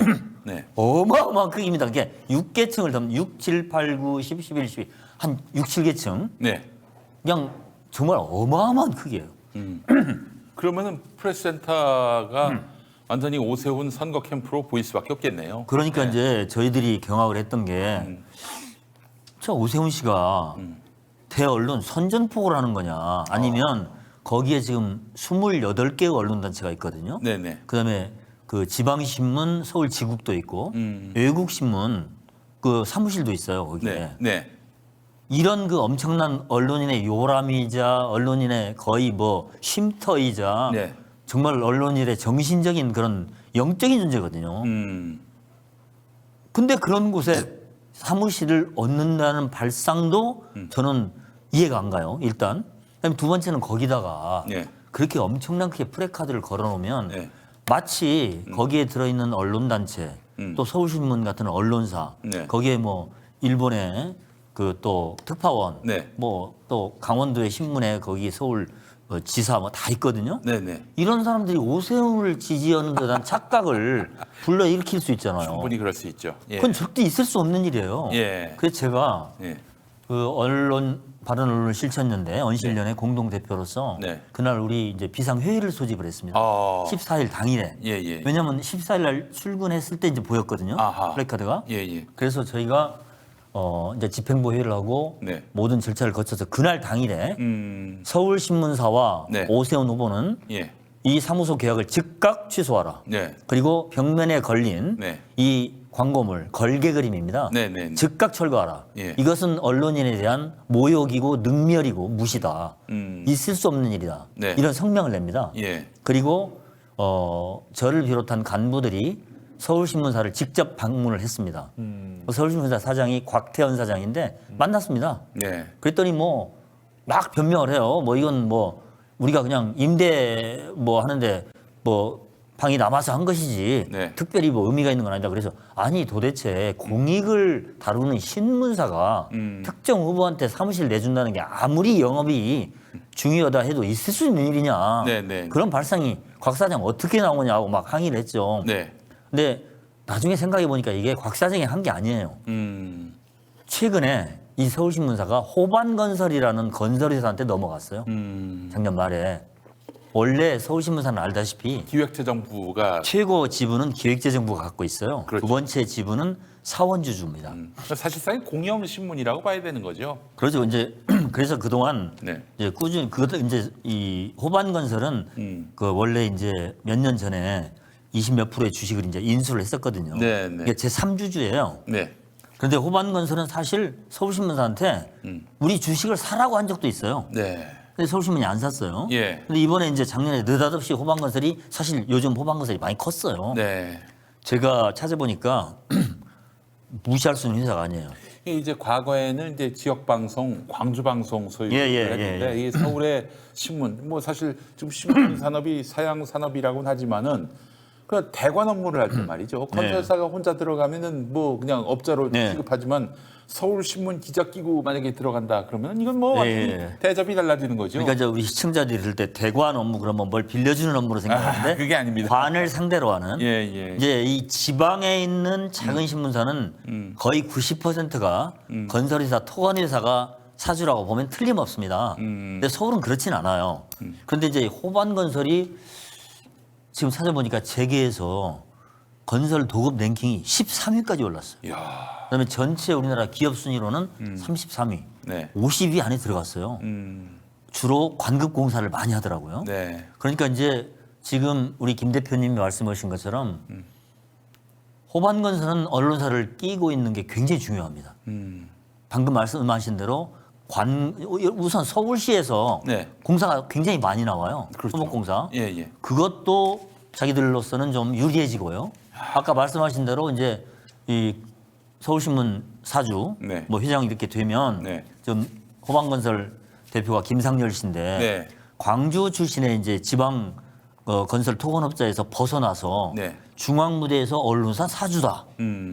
그리고 랭킹이 이제 13위까지 올라간 건설업체다. 네. 이거 좀 잴만하죠. 예. 이제 그런 걸 생각했던 것 같은데 네. 그러다 보니까 작년에 서울신문과 함께 전자신문도 인수를 했어요. 아, 전자신문. 네네. 네. 그러니까 근데 그 신문사 인수할 때 보니까 서울신문에서 좀 상당한 내부의 충돌이 좀 있었어요. 네. 반대하는 사람도 있었는데 그렇지. 사실은 호반건설이 인수하면서 그 서울신문의 개인 기자들한테 상당한 돈을 그냥 일괄적으로 지급을 했습니다. 네. 거기에 그냥 넘어갔다고 할까. 그렇게 해서 이제 호반건설이 서울신문의 사주가 됐는데 네. 이번에 오세훈 후보와의 임대차 계약도 사실 임대인은 보니까 곽태원 사장인데 네. 그 뒤에 숨어있는 주인은 김상열이다. 아. 호반건설이 했다. 예. 이렇게 볼 수밖에 없는 거죠. 네. 뭐 서울신문 사장이 무슨 힘이 있겠습니까? 맞습니다. 저희들한테 찾아가서 그러더라고요. 네. 왜 저한테 그러십니까? 이렇게. 예. 응? 자기는 힘이 없다는 얘기죠. 예. 근데 그렇게 해서 그날 우리가 이제 항의 성명을 발표하고 네. 여기저기서 이제 뭐 레거시 미디어는 절대 이런 거 안 씁니다. 근데 네. 미디어 오늘 예. 뭐 오마이뉴스 네. 뭐 여러 군데서 기사를 냈어요. 네. 아마 캠프에서 그걸 봤는지 예. 그다음 15, 16일이 토 일요일이었어요. 네, 네, 네. 근데 16일 날 뗀 것 같아요. 왜냐면 17일 월요일 날 나와 보니까 없어졌어요. 그래서 이제 잘 끝났구나. 예. 그래서 이제 우리는 기자협회하고 예. 언론노조에 연락을 해서 예. 사무소 계약 자체를 해지하게끔 네. 왜냐하면 이거 사무실에 있는 자체가 우리 언론에 대한 침해고 그렇죠. 모독이다. 예. 이 정치 행위를 하는 정당 여기 프레스센터에 좀 있어서는 안 되겠다. 네. 이렇게 좀 이제 얘기를 하고 있었는데 네. 그 다음날 19일 날 또 붙었어요. 또 이번에. 근데 이번에는 어떻게 붙였냐면 이렇게 붙였어요. 예. 옆으로 11층에 맞게 조그맣게 11층에 맞게 옆으로 이렇게 조그맣게 붙였어요. 예. 그래서 아 지난번 건 때문에 좀 놀래가지고 좀 자중하는구나. 예. 근데 이것도 안 돼. 예. 그래서 또 이거 철거하라고 요청을 했어요. 예. 근데 그때는 전화를 해서 구두로. 예. 근데 그냥 고집을 하더라고요. 예. 그렇게 며칠 오가는 와중인데 그저께 24일 날 네. 아침에 저한테 제가 코바코 이제 사장을 했었지 않습니까? 네네네. 후배들 몇 명이 전화를 해왔어요. 오. 선배님 여기 또 붙였는데요. 아. 그 뭐가 장난이야? 그리고 제가 가봤더니 더 큰 걸 붙였어요. 처음 것보다. 지금 붙어 있어요 그대로. 이거 어떻게 된 사실이냐라고 이제 그 경비원들한테 물어봤더니 사람들이 출근하지 않는 새벽 6시에 공사를 시작했대요. 그래가지고 7시 반 8시에 그냥 싹 끝내놓고 그러고 그냥 얼른 가버렸다는 거예요. 그래서 이제 그날 안 되겠다. 우리가 또 다시 언실련이 또 모였죠. 네. 이건 뭐냐 도대체 농간이냐. 네. 처음에 붙였다가 우리 항의 성명을 받고 떼었다가 11층에 맞게 조그맣게 붙였다가 네. 아무도 더 이상 말이 없는 것 같으니까 더 크게 붙여? 이건 정말 안 되겠다. 그래서 아주 매우 강력한 성명을 냅니다. 네. 이건 정말 전혀 언론을 모르는 언론에 대한 이해가 없는 오세훈 후보 측의 망발이다. 그렇게 썼어요. 망발이다. 그리고 전 언론인을 향한 도전이다. 도전이죠. 도발이죠. 도발이다. 예. 그래서 이걸 즉각 철거하고 사무실 계약을 해지하지 않으면 전 언론인의 힘으로 싸운다. 예. 싸우겠다. 그리고 이것이 바로 이 윤석열 정부 지금 당신들의 언론 정책의 일부라고 생각한다. 이 언론에 대한 인식이 그러하죠. 그 완전히 졸개로 여기는 거죠. 네네네. 졸개로. 예. 그래서 모르겠어요. 이제 지금 오늘 네. 금요일인데 오늘도 기자협회하고 언론노조 이런 곳에서 지금 논의를 한다고 했어요. 네. 그래서 이제 상당히 큰 뭐 언론사는 누구라도 네. 프레스센터에 전에 예가 있긴 있어요. 프레스센터에 나경원 씨가 사무실 얻은 적이 있고 아. 또 교육감 후보 뭐 김모 씨가 얻은 적이 있어요. 네. 그런데 그것은 그때 나경원 씨가 이런 서울시장 선거도 아니었고 네. 내부 당의 선거였고요. 네네네. 그다음에 교육감은 정치가 아니잖아요. 그래서 우리가 정확하게 말을 어떻게 하고 있냐 워딩을 37년 된 이 한국 프레스센터 언론인회관 건물에 정치인의 정치 광고물이 네. 걸린 적은 없다. 이렇게 규정을 하고 있는 겁니다. 예. 다른 거기에 그림이 걸린 적이 있는지 없는지는 저는 확인은 못했는데 옛날 교육감 후보가 한번 건 적이 있다고 얼핏 그래요. 네. 야, 그건 모르겠다. 그건 상관없다. 왜냐하면 교육감은 정치적인 지금 어떤 그 정쟁을 하는 네. 그런 대상이 아니에요. 그럼요. 근데 지금 교육감은 정당 추천도 없습니다. 예, 그렇죠. 예. 근데 명백하게 국힘당 후보잖아요. 오세훈 후보는. 그런데 거기다가 정당의 서울시장 후보가 사무실을 얻고 엄청난 걸개 그림을 걸고 그럼으로써 그걸 보는 시민들한테 착각을 불러일으키게 하고 네. 나머지 28개의 언론단체와 언론사들은 그냥 그 바람에 우리가 지지하는 것처럼 넘어가 버리고 네. 이렇게 호도하는 행위는 언론에 대한 정면 도전이다. 예. 도저히 이건 묵고 할 수 없다. 하여튼 이게 바로 국민의힘이 윤석열부터 시작해서 뭐 오세훈을 거쳐 거의 모든 그 당의 문화가 언론을 굉장히 그 자기들 어떤 권력 유지의 이 수단 그리고 또 정권을 잡으면은 자연스럽게 손에 쥐는 전리품 이런 인식을 갖고 있는 건데 아 이걸 그냥 넘기면 안 될 것 같습니다. 김건희 씨가 예. 그 서울의 소리 7시간 방송에서 네. 그 마음에 안 드는 몇몇 개 언론을 이제 열거하면서 네. 정권 잡으면 집어넣겠다고 했잖아요. 6월 2일부터 아마 그렇게 할 겁니다. 김용민 TV는 안 들어갔나요? 아 뭐 저도 아마 들어갈 겁니다. 이미 저 하나 고발을 당해가지고 예. 조사를 받는 중인데 아마 뭐 저도 불이익을 당할 것 같은데 뭐 근데 그런 거에 이미- 전혀 굴하지 않고 가야죠. 이미 그 예. 인수위 때부터 예. 인수에 출입 못하게 하는 언론사가 몇 개 있었습니다. 그렇죠. 예. 예. 네, 뭐 열건 안겠지만 예. 그것은 언론 정책에서 가장 졸렬한 겁니다. 그렇죠. 예. 기회는 똑같이 주고 네. 거기서 기사를 잘못 쓰면 거기에 대해서 언론중재위에다가 중재를 신청하고 네. 마음에 안 들면 형법으로 소송하면 되고 네. 그런 것이지 예. 특정한 어떤 언론사를 가리켜서 넌 아예 오지도 마라. 이건 언론 자유에서요. 우리가 우리 시청자님들 아실지 모르지만 문재인 정부가 이것저것 잘했다 못했다 하지만 언론 자유 지수가 네. 문재인 정부 때 아시아 1위입니다. 예. 전 세계에서 박근혜 정권 때 43위였는데 문재인 정부 때 네. 18위까지 올라갔어요. 네. 굉장히 약진했습니다. 네. 그런데 신뢰도는 꼴찌예요. 그러니까 전혀 다릅니다. 언론 자유 지수. 예. 그러니까 지금 광화문 광장에 나가 보시면 네. 이제 문재인 정부가 있을 때 네. 문재인 빨갱이 예. 구속하라 이런 프래카드가 걸려 있어요. 네. 아무도 거기에 대해서 시비도 걸지 않고 떼지도 않아요. 네. 그런 언론의 자유. 어떤 사람들은 너무 넘친다 자유가. 네. 예. 뭐 국가 원수 모독죄는 없느냐 그러는데 뭐 그런 거 그냥 넘어가는 나라니까 예. 언론 아유, 자유 지수는 우리 우리가 지지하는 사람이 대통령이 되더라도 국가원수 모독죄 이런 건 두면 안 되죠. 그건. 네. 그러니까 우리나라가 예. 언론 자유 지수는 굉장히 높아졌습니다. 네. 특히 문재인 정부 때. 예. 근데 언론의 신뢰도 크레더빌리티라고 하죠. 네. OECD 36개국 전체에서 꼴찌 수준입니다. 그러니까 언론의 자유는 차고 넘치는데 네. 언론에 대한 국민의 믿음은 전혀 없다는 얘기입니다. 네. 우리 기자님들이 반성해야 됩니다. 제가 항상 얘기하지만 언론은 언론인 스스로 지키는 겁니다. 누가 언론의 자유를 주는 것도 아니고요. 네. 언론의 박해를 언론인 스스로가 이겨나가야 되고 권력으로부터 압제? 네. 이건 당연하고 자본으로부터의 그런 간섭과 압제도 언론 스스로가 지켜나가야 돼요. 그럼요. 언론개혁은 누가 갖다 주는 거 아닙니다. 네. 줄탁 동시해야 됩니다. 네. 밖에서 제도적으로 잘 해주고 네. 예를 들어서 지금 공영방송의 이사 이런 것은 정당이 나눠 먹지 못하도록 법을 고쳐야 됩니다. 그게 이제 시스템이죠. 네. 그러나 안에서 기자들이 끊임없이 싸워줘야 됩니다. 그럼요. 그래서 닭이 깨어날 때 예. 안에서 새끼가 쪼우고 밖에서 엄마가 때려주는 이걸 줄탁 동시라고 하죠. 맞습니다. 언론개혁은 줄탁 동시가 돼야 합니다. 네, 옳습니다. 예.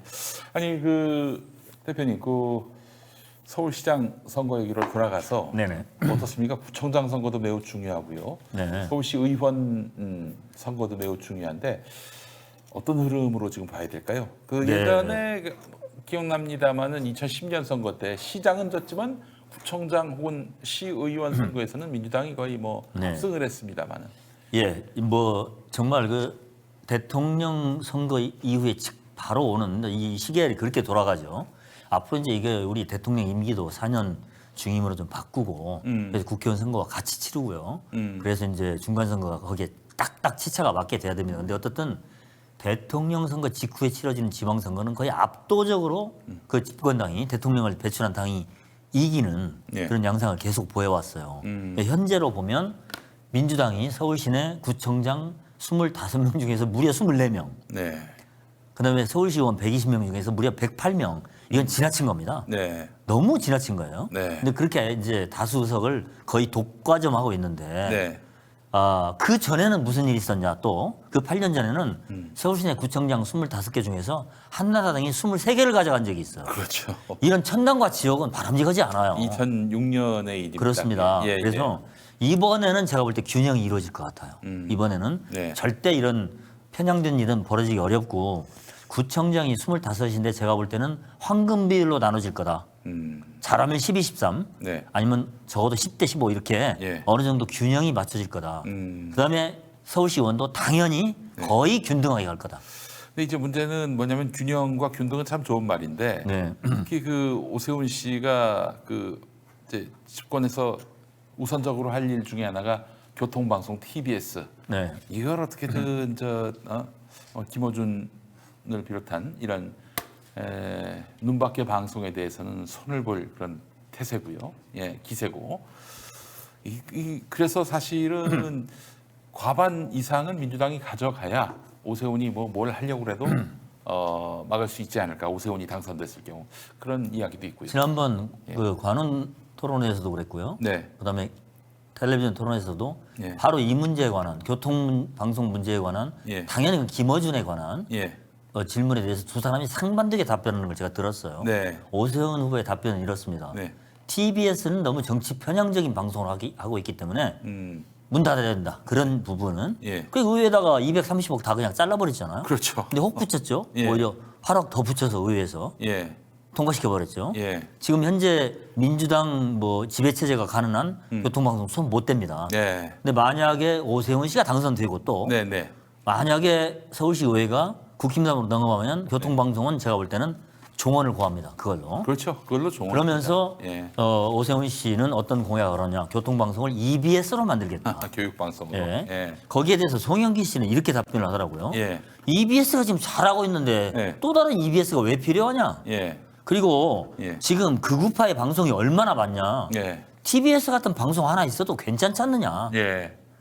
개개인의 선호가 아니다. 그러면서 나는 시장이 될 경우에 김대중 대통령의 가르침대로 가겠다. 뭡니까 그랬더니 지원하나 간섭하지 않는다. 그렇지. 방송은 자율로 놔둔다. 네. 저는 굉장히 명쾌하더라고요. 그렇습니다. 네. 예. 뭐가 옳은지 우리 시민들이 그걸 네. 또 직시했으면 좋겠다는 생각이 네. 듭니다. 아니 종로구청장 선거가 좀 급박했는지 이낙연 전 대표가 또 나서서 지금 또 선거 운동하고 있는데 이낙연 그 전 대표하고는 동아일보에서 한 기수 차이라고 전에 한번 네, 말씀하신 네, 적이 네. 있으셨어요. 예. 네. 어떻습니까? 지금 뭐 이거 마치고 바로 또 저기로 가신다고 그 저기 해외로 뭐 예. 가신다고 그러셨는데 네. 그 지금 이 총리로 있을 때 대표로 있을 때 좀 더 효능감 있는 정치를 했다면 얼마나 좋았을까 이렇게 얘기하는 분들도 계시고요. 네. 아마 그 대표님의 특별한 생각이 있으실 것 같습니다. 그분에 대해서. 어떤 걸 말해야 됩니까? 예? 아니 제가 1981년에 네. 이낙연 선배를 네. 만났고 예. 정치부 차장 때 제가 수석 기자, 아. 뭐 국제부장 때 차장. 예. 너무나 가까워서요. 예. 뭐 예를 들어서 I know everything about 이낙연 이렇게 해도 되거든요. 네. 거의 전부를 알고 있다. 근데 어떤 부분을 제가 얘기를 해야 되는지. 예. 뭐 제가 그러면 한번 하나하나 궁금한 것부터 여쭤보겠습니다. 네. 아니 그 양반은 왜 그 총리 대표 때 그 뭐랄까 개혁에 이렇게 좀 미진했는가? 이게 또 우리 시민들의 또 관심사거든요. 그래서 언론 개혁 같은 경우도 이게 과연 그 하려고 하는 것인지 아니면은 본인 자신이 이렇게 또 언론계 출신이다 보니까 언론계의 이익을 대변하는 것인지 또 궁금해하는 분들이 많이 계셨고요. 제가 참 조심스럽습니다, 사실. 네, 예. 왜냐하면 알면 알수록 말하기 어려워요. 예, 그렇죠. 네. 잘합니다. 그래서 사실 여쭙는 것도 참 죄송하기도 하고 그렇습니다만은. 네. 그러나 저는 예, 이제 바른 언론 실천연대의 공동대표 입장에서 네, 정도를 가른 언론인 그런 입장에서 나와 가장 가까운 네. 둘이 뭐 노래방에 가서 노래도 엄청 잘합니다. 이낙연. 그래요. 일본 특파원 해가지고 엔가도 잘 부르고 굉장히 감성적인 분이에요. 예, 근데 할 말은 좀 해야 된다. 네, 네, 이렇게 생각해서 예, 절대 그 개인적인 어떤 비방, 인격 이런 문제는 절대 다루지 않겠고요. 네, 그동안 드러난 것만 말씀을 드린다면 네, 네, 그 NY라 불리는 이낙연 이 전 총리 당 네. 대표는 예. 개혁적인 분은 처음부터 아닙니다. 처음부터 네, 아니다. 개혁적인 분은 아니다. 예, 상당히 중도적이고 예, 안정적이고 상당히 그 지식의 저변이 넓고 상당히 잘 준비되어 있는 교양인이죠. 네, 네, 네, 네. 근데 구태여 따지자면 약간은 중도 보수에 가깝습니다. 그리고 또 일본에서 특파원을 오래 했기 때문에 네, 일본 친구들 많고 네. 일본의 영향도 좀 받죠. 예, 그리고 이제 그런 어떤 보수적인 경향을 뚜렷이 뭐 보여준 것은 제가 바로 이제 1987년에 네, 동아일보 노조를 만들 때 예, 예, 제2의 선배들을 접촉을 했는데 네. 아까 말씀드린 대로 동아일보는 1974년 노조가 75년에 이제 이른바 자유언론 투쟁 74년 10월에 하고 네. 75년 3월에 123명이 쫓겨나잖아요. 그렇습니다. 그 주축이 노조였기 때문에 네, 노조에 대한 두려움이 있어요. 공포가 있습니다. 예, 예, 예. 그래서 제가 1987년에 노조를 만든다는 사실이 알려지고 나서 네. 굉장히 많은 핍박을 받았습니다. 근데 저희 동아일보 1987년 네. 11월 22일 창립을 했는데 네, 창립 선언문에 박혀 있습니다. 아예. 창립 선언문 1, 2, 3, 4항이 있는데 네. 4항에 예, 제가 다 외웁니다. 예, 우리 동아일보 노동조합은 1974년 10월에 창립된 첫 번째 동아일보 노동조합의 창립 정신을 그대로 이어받는다. 아, 이것 때문에 임시정부의 법통을 이어받는다. 그 이런 선배들의 피 어린 정신을 그대로 이어받는다. 이것 때문에 회사하고 예. 정면으로 싸운 겁니다. 아, 그거는 그때 끝났는데 뭘 또 다시 예, 계승하는 이게 그러니까 동아일보 노조를 개성한다고 해버리니까 예. 동아일보는 이제 경악을 하는 거죠. 예. 근데 그런 인간들이 말이죠. 무슨 천간 기념호 때는 뭐 이렇게 동아투이가 했던 그런 일들을 또 그러니까 자기네 일로 124명을 쫓아내놓고 지금 한 명도 돌아오라고 하지 않았으면서 예. 이게 동아일보의 큰 업적인 것처럼. 역사인 것처럼. 그다음에 일장기 말소 사건도 예. 그 정말로 예. 기자가 그걸 했을 때 징계했잖아요. 글쎄 말이에요. 그걸 뭐 굉장한 업적인 그러니까 정말 얄미워요 어떤 때는. 근데 이제 이 80년 제가 노조를 만들 때 예. 선배들 윗기스를 왜 제가 접촉을 안 했겠습니까? 그렇죠. 저는 7년차 기자고 예. 그분들은 8년, 9년, 10년, 11년차 기자니까 예. 다 접촉을 했죠. 예. 단 한 명도 응하지 않았어요. 우리 이낙연 선배님도. 당연히 예. 뿐만 아니라 예. 정말 이 말은 하고 싶지 않는데 네. 노조 창립 총회를 네. 11월 22일에 네. 편집국 마당에서 예. 공개리 했는데 결과적으로 95%의 찬성률로 네. 노조를 하느냐 예. 기자협회 분회로 가느냐 예. 노사협의로 가느냐 가장 약한 것이 노사협의예요. 그렇죠. 예. 그다음에 기자협회 노조를 할 수는 없으니까 뭐 노사협의회나 노사협의회. 뭐 기자협회 분회로 이제 삼성그룹이 했던 것이 노사협의회잖아요. 계속. 예, 예. 그다음에 두 번째는 이제 기자협회가 있으니까 그 분회. 예. 이 중간 정도 되고 노조가 가장 강한 거죠. 예. 근데 결과는 95%예요 노조가. 예. 노조가. 예. 거기서 유일하게 예. 반대 발언을 했던 분이 이낙연 씨입니다. 아. 유일하게. 우리가 노조하면 안 됩니다. 뭐 이렇게. 꼭 그런 식이죠. 지금 청와대와 네. 안기부 이런 데서 우리를 주시하고 있고 네. 우리가 좀 신중하게 가야 한다. 이렇게 참 듣기에는 예. 좋은 얘기인데 네. 아마 솔직히 후배들이 들을 때는 회사의 이익에 잔뜩 부합하는 네. 그런 발언을 하는구나. 아. 그래서 이제 많은 후배들이 그런 걸 기억합니다. 그래서 그 뒤로 이제 이분이 예. 동아일보에서 이제 국제부장을 하다가 네.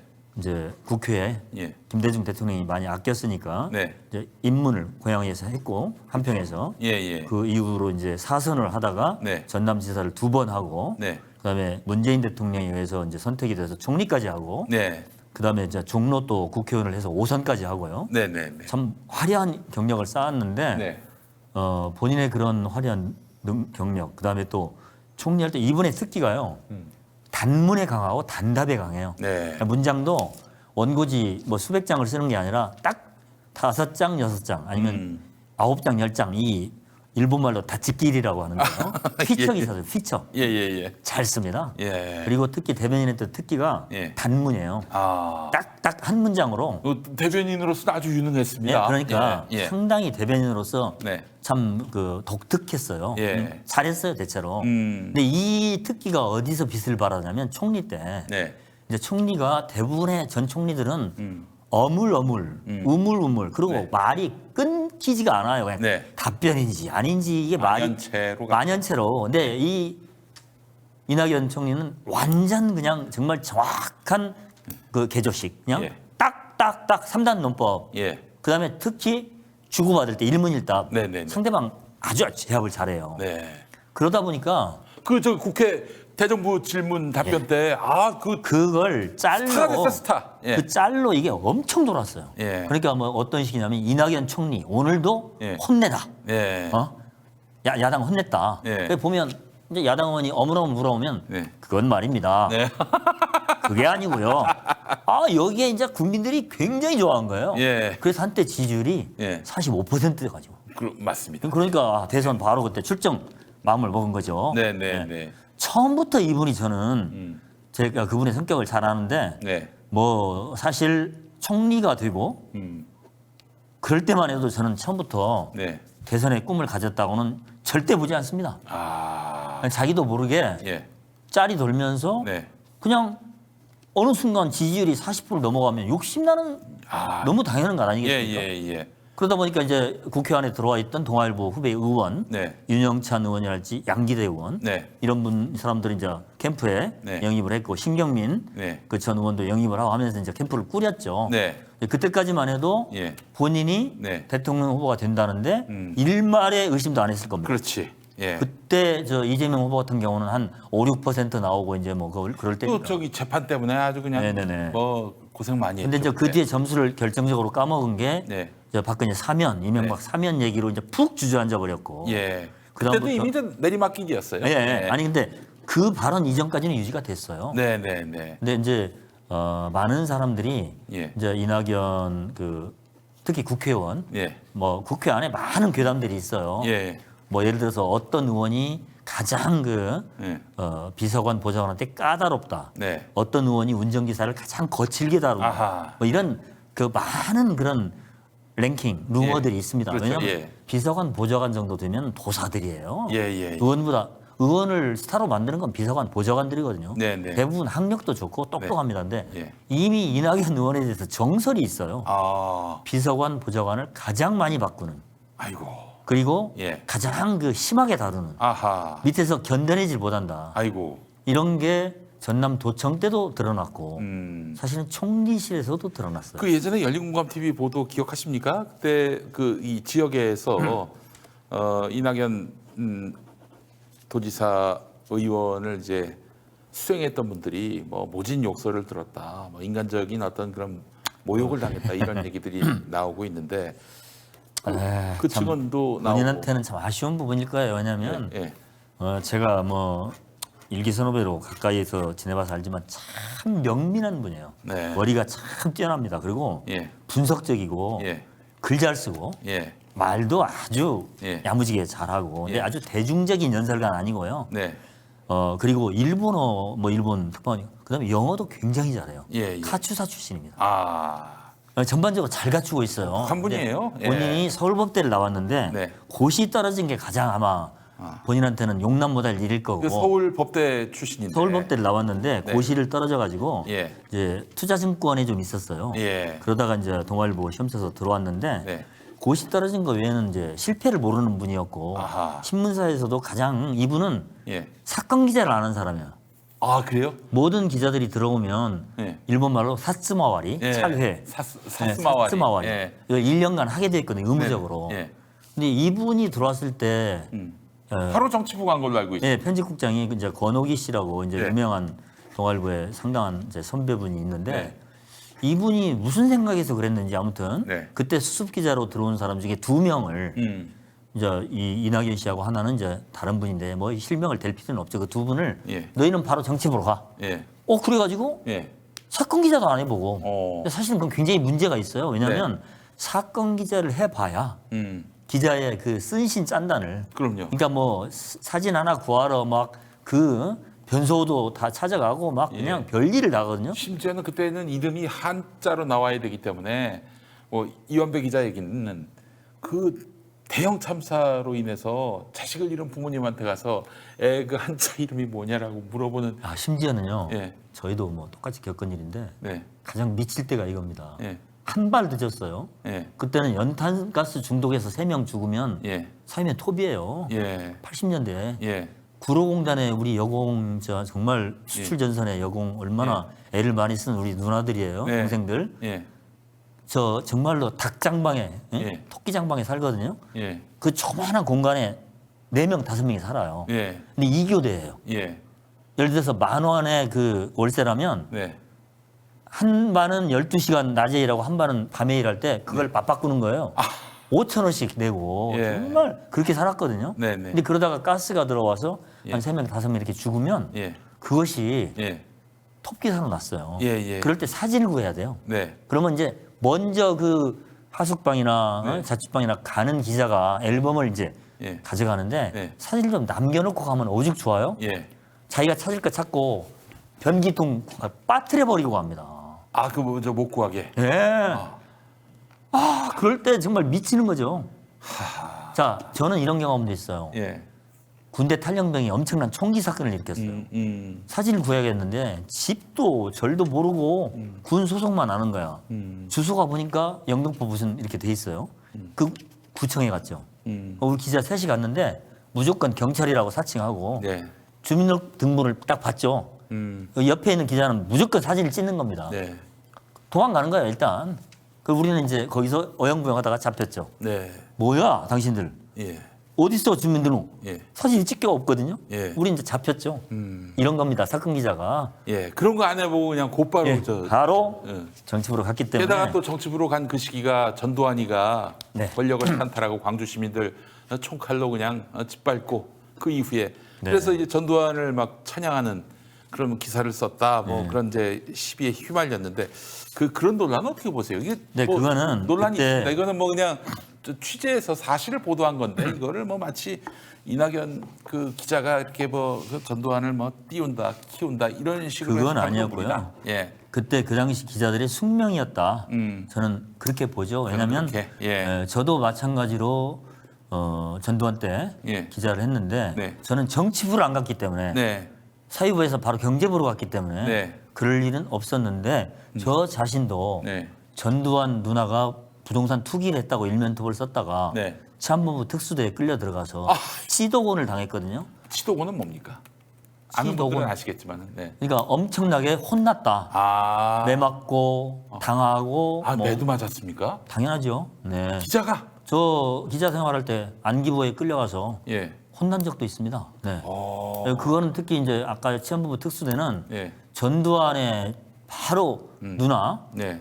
뭐 일가 친족이잖아요. 친족. 예, 예. 이것을 동아일보가 일면톱으로 썼어요. 정말 지금 보면 겁도 없는 거죠. 네. 근데 그거 가지고 바로 그냥 기사 그때는 동아일보 석간인데 예, 예, 예. 그때는 석간이 이렇게 나오면 네. 가판이 예. 30만 부 팔릴 때예요. 아, 예를 들어 김중배라는 유명한 칼럼니스트가 글을 쓰면 네. 그 가판의 편집인이라고 있어요. 예. 신문 파는 애들이 예. 빨간 매직으로 딱 줄을 칩니다. 아. 김중배 칼럼. 어. 이게 뭐 그게 하늘이요 땅이요 뭐 이렇게 막 줄을 쳐가지고 김중배 칼럼입니다. 막 이러고 팔러 다녔어요. 그런데 그 당시에 예. 일면톱에다가 전두환 누나가 투기했다라고 써버렸으니까 그냥 예상을 했죠. 근데 바로 그냥 신문 나오자마자 사회부장이 전화해가지고 네. 도망가라. 도망가라. 절대 예. 숨고 나오지 마라. 네. 그래서 이제 도망갔죠. 아, 이제 며칠 있다가 예. 그때는 이 전화기도 없잖아요. 네, 그럼요, 그때는 그럼요. 삐삐도 아무것도 없어요. 네. 그냥 회사에 전화하는 수밖에 없어요. 근데 한 사흘쯤 지나니까 궁금해요. 네. 전화해봤어요. 그랬더니 들어와라. 예. 그냥 넘어갔어. 갔더니 예. 바로 경찰이 예. 기다리고 있다가 체포해 가더라고요. 아, 네. 근데 가보니까 이미 사회부장, 예. 뭐 그다음에 식영캡 예. 사건 책임자 네. 다 붙잡혀 왔어요. 아, 그 기사로. 예. 그 기사의 결말은 예.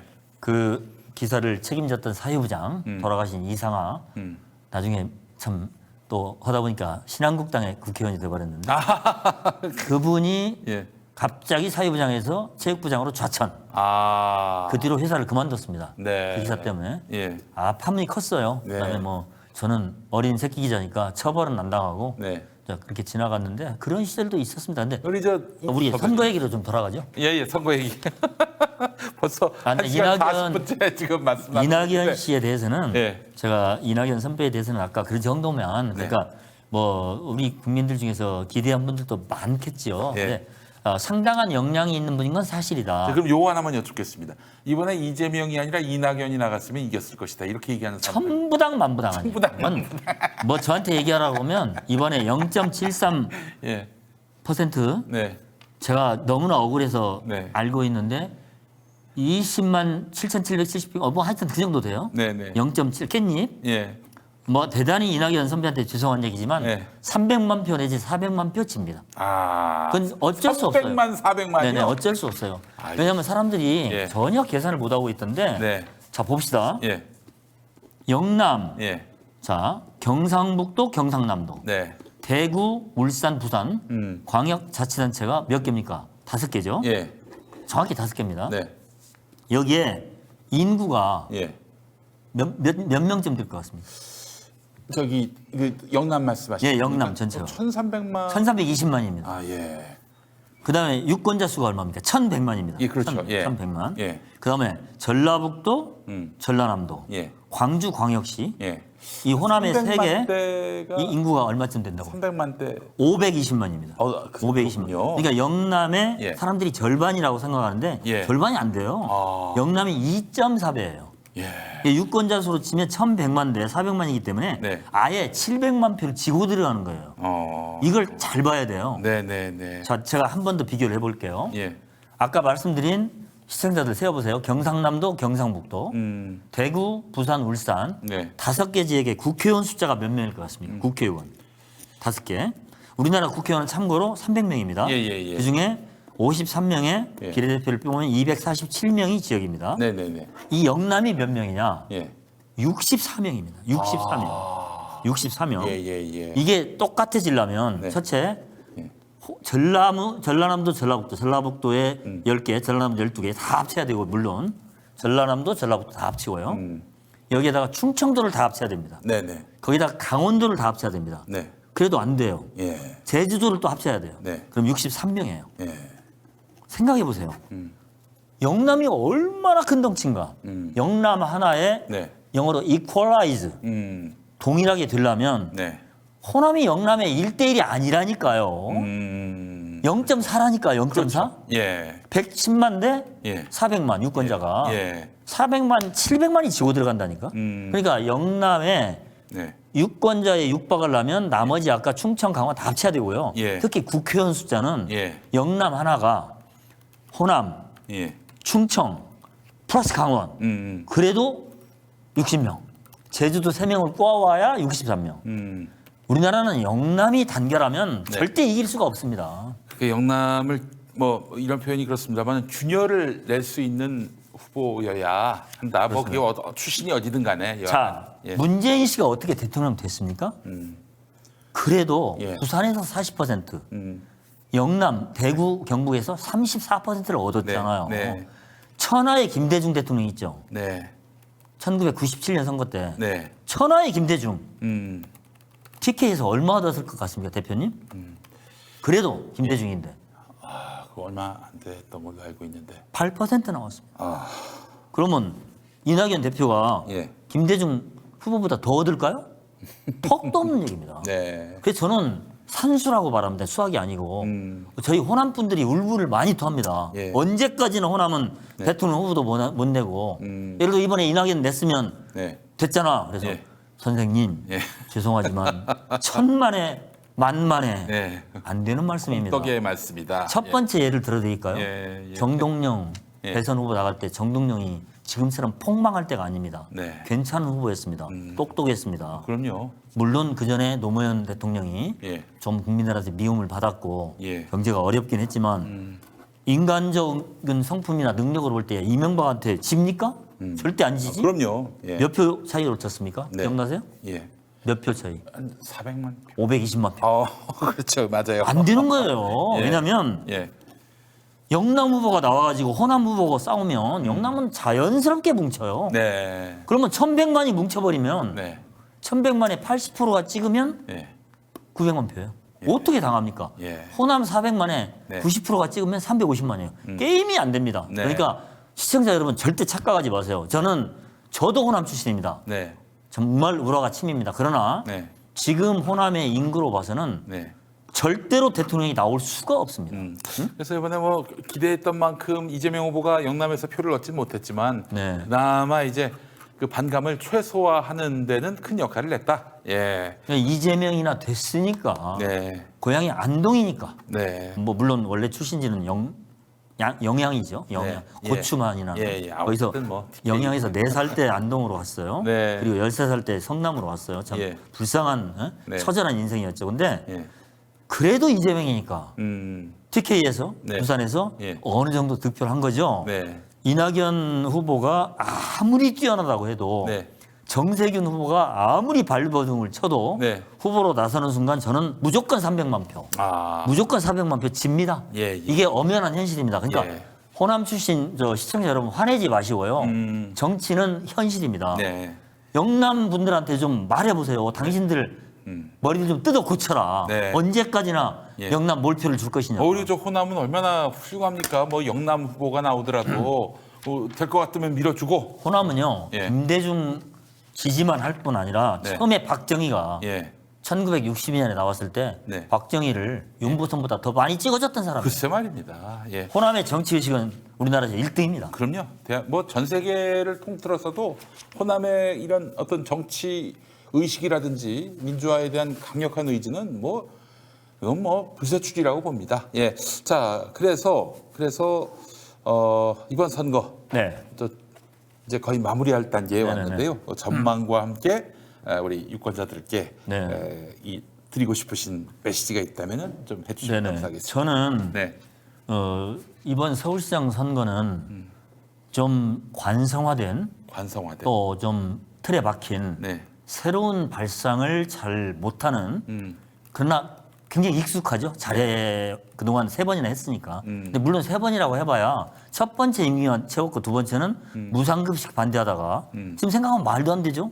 전 세계적으로 무상급식은 대추세인데 네. 그걸 혼자 고집을 부르다가 쫓겨났잖아요. 그렇죠. 그다음에 이번에 3번째 시장은 불과 1년 했으니까 뭐 거의 사실은 3선이라고 해봐야 재선에 지나지 않는데 그렇습니다. 그러나 시장을 4번째 한다는 건 그렇게 저는 신선해 보이진 않아요. 네. 왠지 그 식품 가게에 가서 굉장히 좀 오래된 고기를 사는 그런 기분이 좀 들어요. 그래서 예. 그보다는 첫 번째 도전하는 사람이 그래도 약간 좀 의욕에 차 있고 시민의 발상을 좀 예. 하고 그럼요. 정말로 시민을 위해서 내가 뭘 할 것이냐 네. 할 것인가를 좀 고민할 것 아니겠느냐. 네. 그래서 그런 것을 좀 조금 저는 좀 평가를 하는 편이고요. 네. 두 번째로는 지금 나온 공약을 내가 찬찬히 비교를 해보니까 네. 오세훈 후보한테는 좀 신선한 새로움이 없어요. 그분이 오래 했던 것이 뭐 누구나 잘 알다시피 한강 그 르네상스, 네. 세비 둥둥섬, 예. 뭐 이런 건 어떤 사람들은 잘했다. 뭐 물론 동대문 디자인 플라자 뭐 이런 것 있는데. 틀림없이 뭐 그 덕보지 않는 사람들이 그냥 뭐 그냥 지지하는 차원에서 한 그렇죠. 말이겠죠. 근데 지금 네.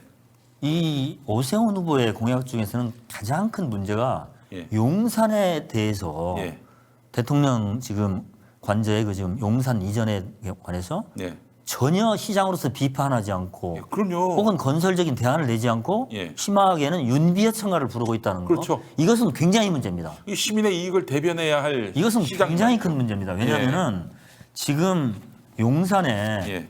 이 관저가 간다는 건 제가 또 하다 보니까 네. 이낙연 총리가 저를 추천해가지고 네. 용산공원 자문위원입니다. 아. 총리가 임명할 수 있는 자리예요. 예. 그래가지고 제가 용산에 대해서 상당히 좀 박사가 됐어요. 무려 3년째 하고 있어요. 네. 용산공원에 대해서 굉장히 공부를 많이 해야 돼요. 아, 그러시네. 예. 이 용산공원이 용산이라는 것 자체가 옛날에 일본 총독 바로 그 일본의 육군 참모총장 관저도 거기 있었고 31사단도 거기 근무하고 있었고 예. 지금 그 뒤에는 또 미군이 용산이요 우리의 피 어린 역사의 땅이에요. 맞습니다. 어떻게 보면 지배자들 예. 식민지 지배자들이 용산을 거기를 처절하게 유린했던 땅입니다. 맞습니다. 그래서 거기를 대통령 관저로 삼는 것은 굉장히 조심해야 할 부분이 있어요. 역사성을 따져봐야 되거든요. 네. 남산에서부터 원래 용산이 한강까지 이어지는 건 아닙니까? 맞습니다. 지금 그 맥을 잘랐거든요. 예.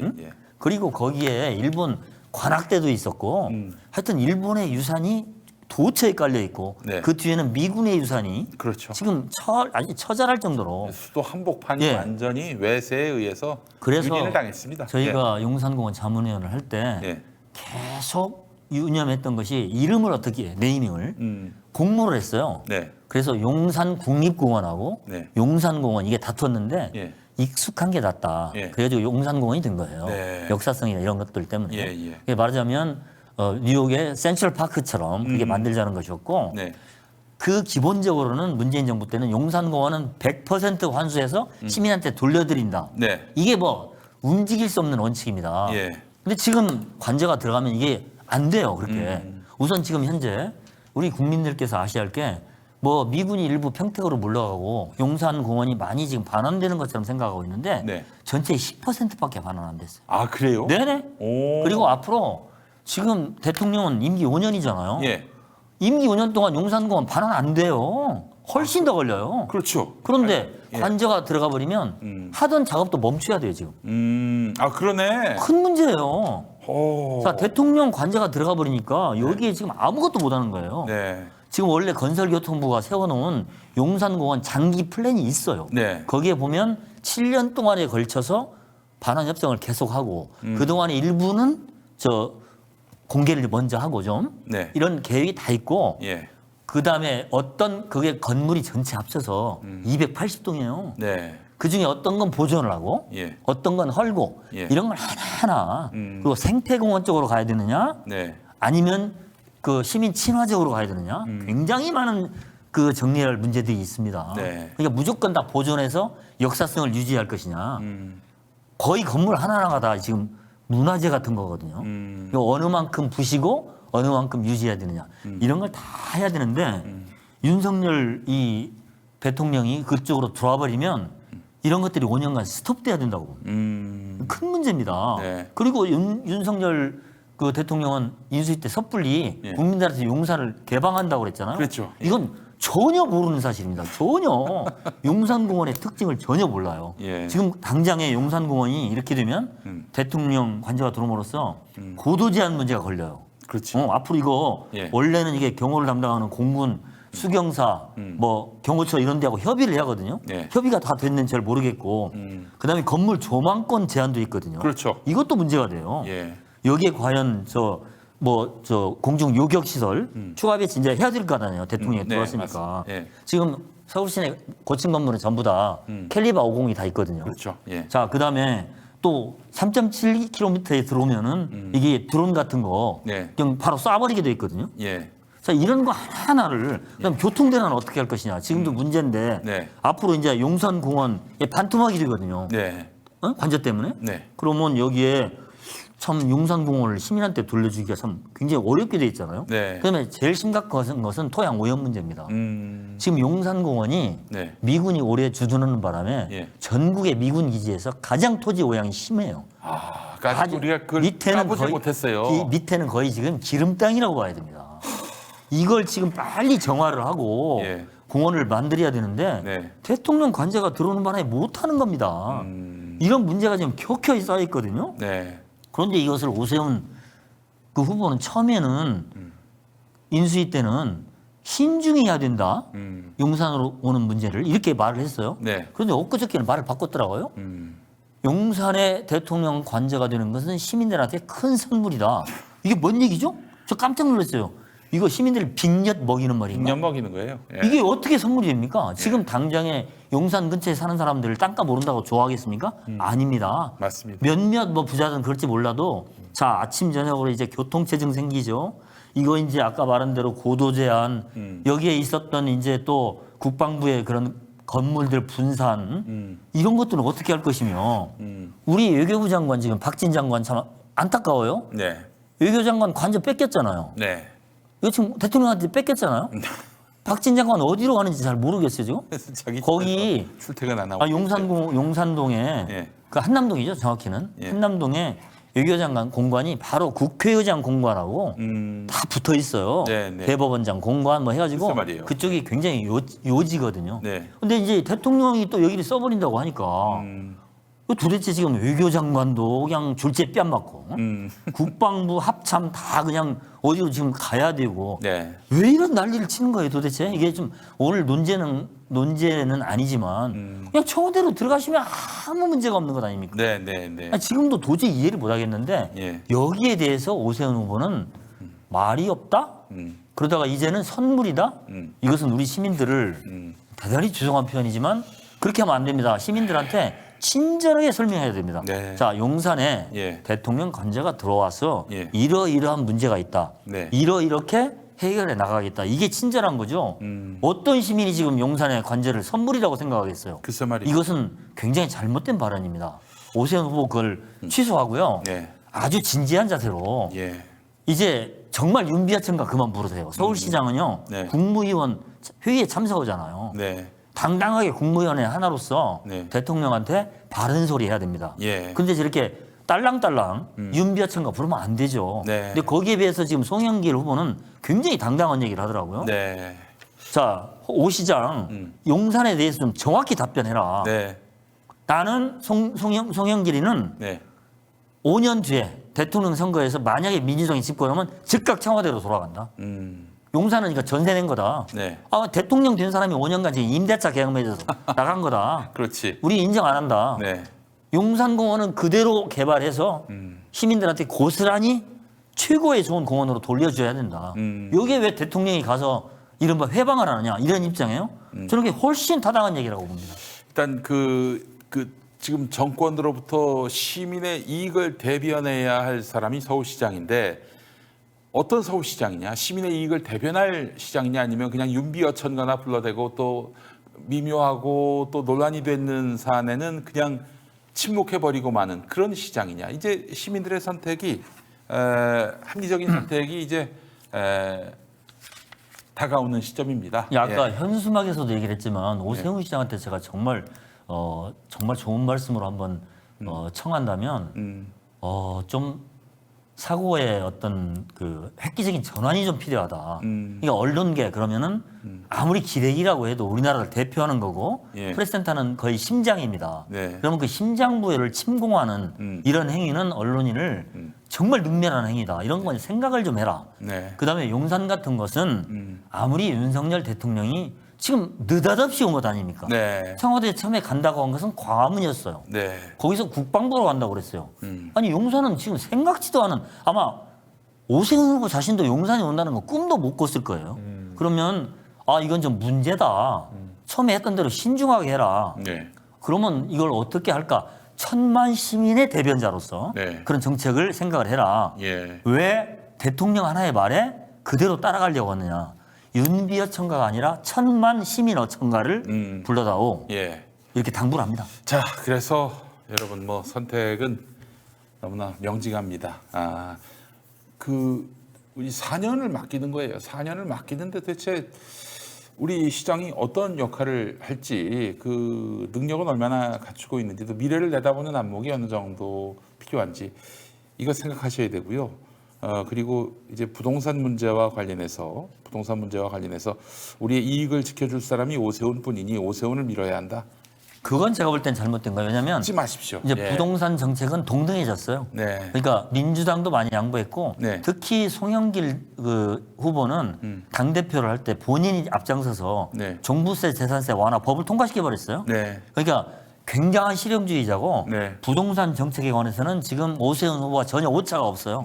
그렇기도 하거니와 그리고 지금 부동산을 한국의 서울시 지방정부가 뭘 어떻게 할 수 있는 상황이 아니에요. 이제 미국 금리 올라가고 그렇습니다. 또 한국도 금리도 당연히 올라가고 이렇게 되면은 영끌이라는 거는 참 해서는 안 될 일이었구나라는 전 세계적인 위기인데 우리가 얼마나 잘 방어하느냐 문제지. 이제 정책에서 오세훈과 우리 송영길 후보가 부동산으로 달라질 건 전혀 없다. 강남에 계신 주부들조차도 송영길의 부동산 정책은 전혀 걱정할 게 없다. 오세훈하고 거의 똑같다. 그 이상 간다. 그런 얘기고요. 저는 정말로 두 후보가 비교가 잘 돼요. 어떻게 보면 오세훈 후보는 굉장히 좀 안정되고 좀 부유하고 부잣집 도련님 같아요. 왜냐하면 우선 재산 신고가 59억이에요. 근데 송영길 후보는 5억 8천이거든요. 딱 10배고. 송영길 후보는 집이 없어요. 24평에 전세에 사는데 국회의원 5번 했으면 그 정도 돈이 없겠습니까? 근데 부부가 우리 집 소유하자 말자 이렇게 약속을 했다고 그래요. 그리고 보니까 이 송영길이라는 사람이 상당히 알게 모르게 기부왕이더라고요. 기부왕. 그러니까 돈이 없는 사람이 기부를 더 잘합니다. 제가 깜짝 놀란 게 4월 16일 날 그 바퍼의 최일도 목사가 직접 발표를 했다구만요. 그날 송영길 그 후보가 바퍼에 밥 배식 봉사를 하러 갔는데 기자들이 좀 왔대요. 근데 거기서 최일도 목사가 그냥 얘기를 해버렸는데 송영길 얘기하지 말라고 그랬는데 뭐냐. 송영길 의원이 3년 전부터 세비의 25%를 우리 바퍼 다일 공동체에 기부하고 있습니다. 숨어서 하고 있습니다. 이게 그냥 신문에 다 났어요. 이런 걸 보니까 근데 그 전에 보니까 그 신문에 보도됐던 게 그 송영길 의원이 자기 장인상을 당했을 때 남은 돈이 9천만 원이었는데 그걸 김대중 기념사업회 3천만 원, 노무현 재단 3천만 원 이렇게 다 줬더라고요. 그러니까 우리 사회에서요 국회의원 300명 중에 제가 솔직히 말하기는 쉬워도 행동하기는 어려운데 네. 돈도 제일 적은 사람이 계산식으로 5억 8천이면 저도 코바코 사장 뭐 상당한 예우를 받는 자리 아닙니까? 네. 예, 예. 제가 재산 신고액이 예. 12억 5천이었거든요. 예. 저도 공직자 중에서는 굉장히 적은데 예. 내 송영길 이 후보를 보고 좀 부끄럽더라고요. 야, 이 사람은 진짜 조금 독특하구나. 네. 응? 이렇게 실천하는 사람은 말이 없어요, 오히려. 네. 그런데 오세훈 후보가 제가 어디 기부한다는 거 한 번도 못 들어봤어요. 그래서 네. 조금 우리 서울 시민들이 이런 것들을 좀 정확히 알면 이런 실천하는 사람도 있구나. 그러니까 그냥 괜히 그냥 뭐 루머 뭐 이런 것에 현혹되지 마시고 후보를 좀 찬찬히 그동안 보도된 것만 찾아봐도 뭐 인터넷에서 오세훈도 쳐보고 송영길도 쳐보고 이러면은 알짜 정보가 좀 있더라. 네. 이런 말씀을 좀 드리고 싶습니다. 알겠습니다. 자, 오늘 긴 시간 동안 함께 말씀 나눠주신 김기만 네. 바른언론실천연대 공동대표님.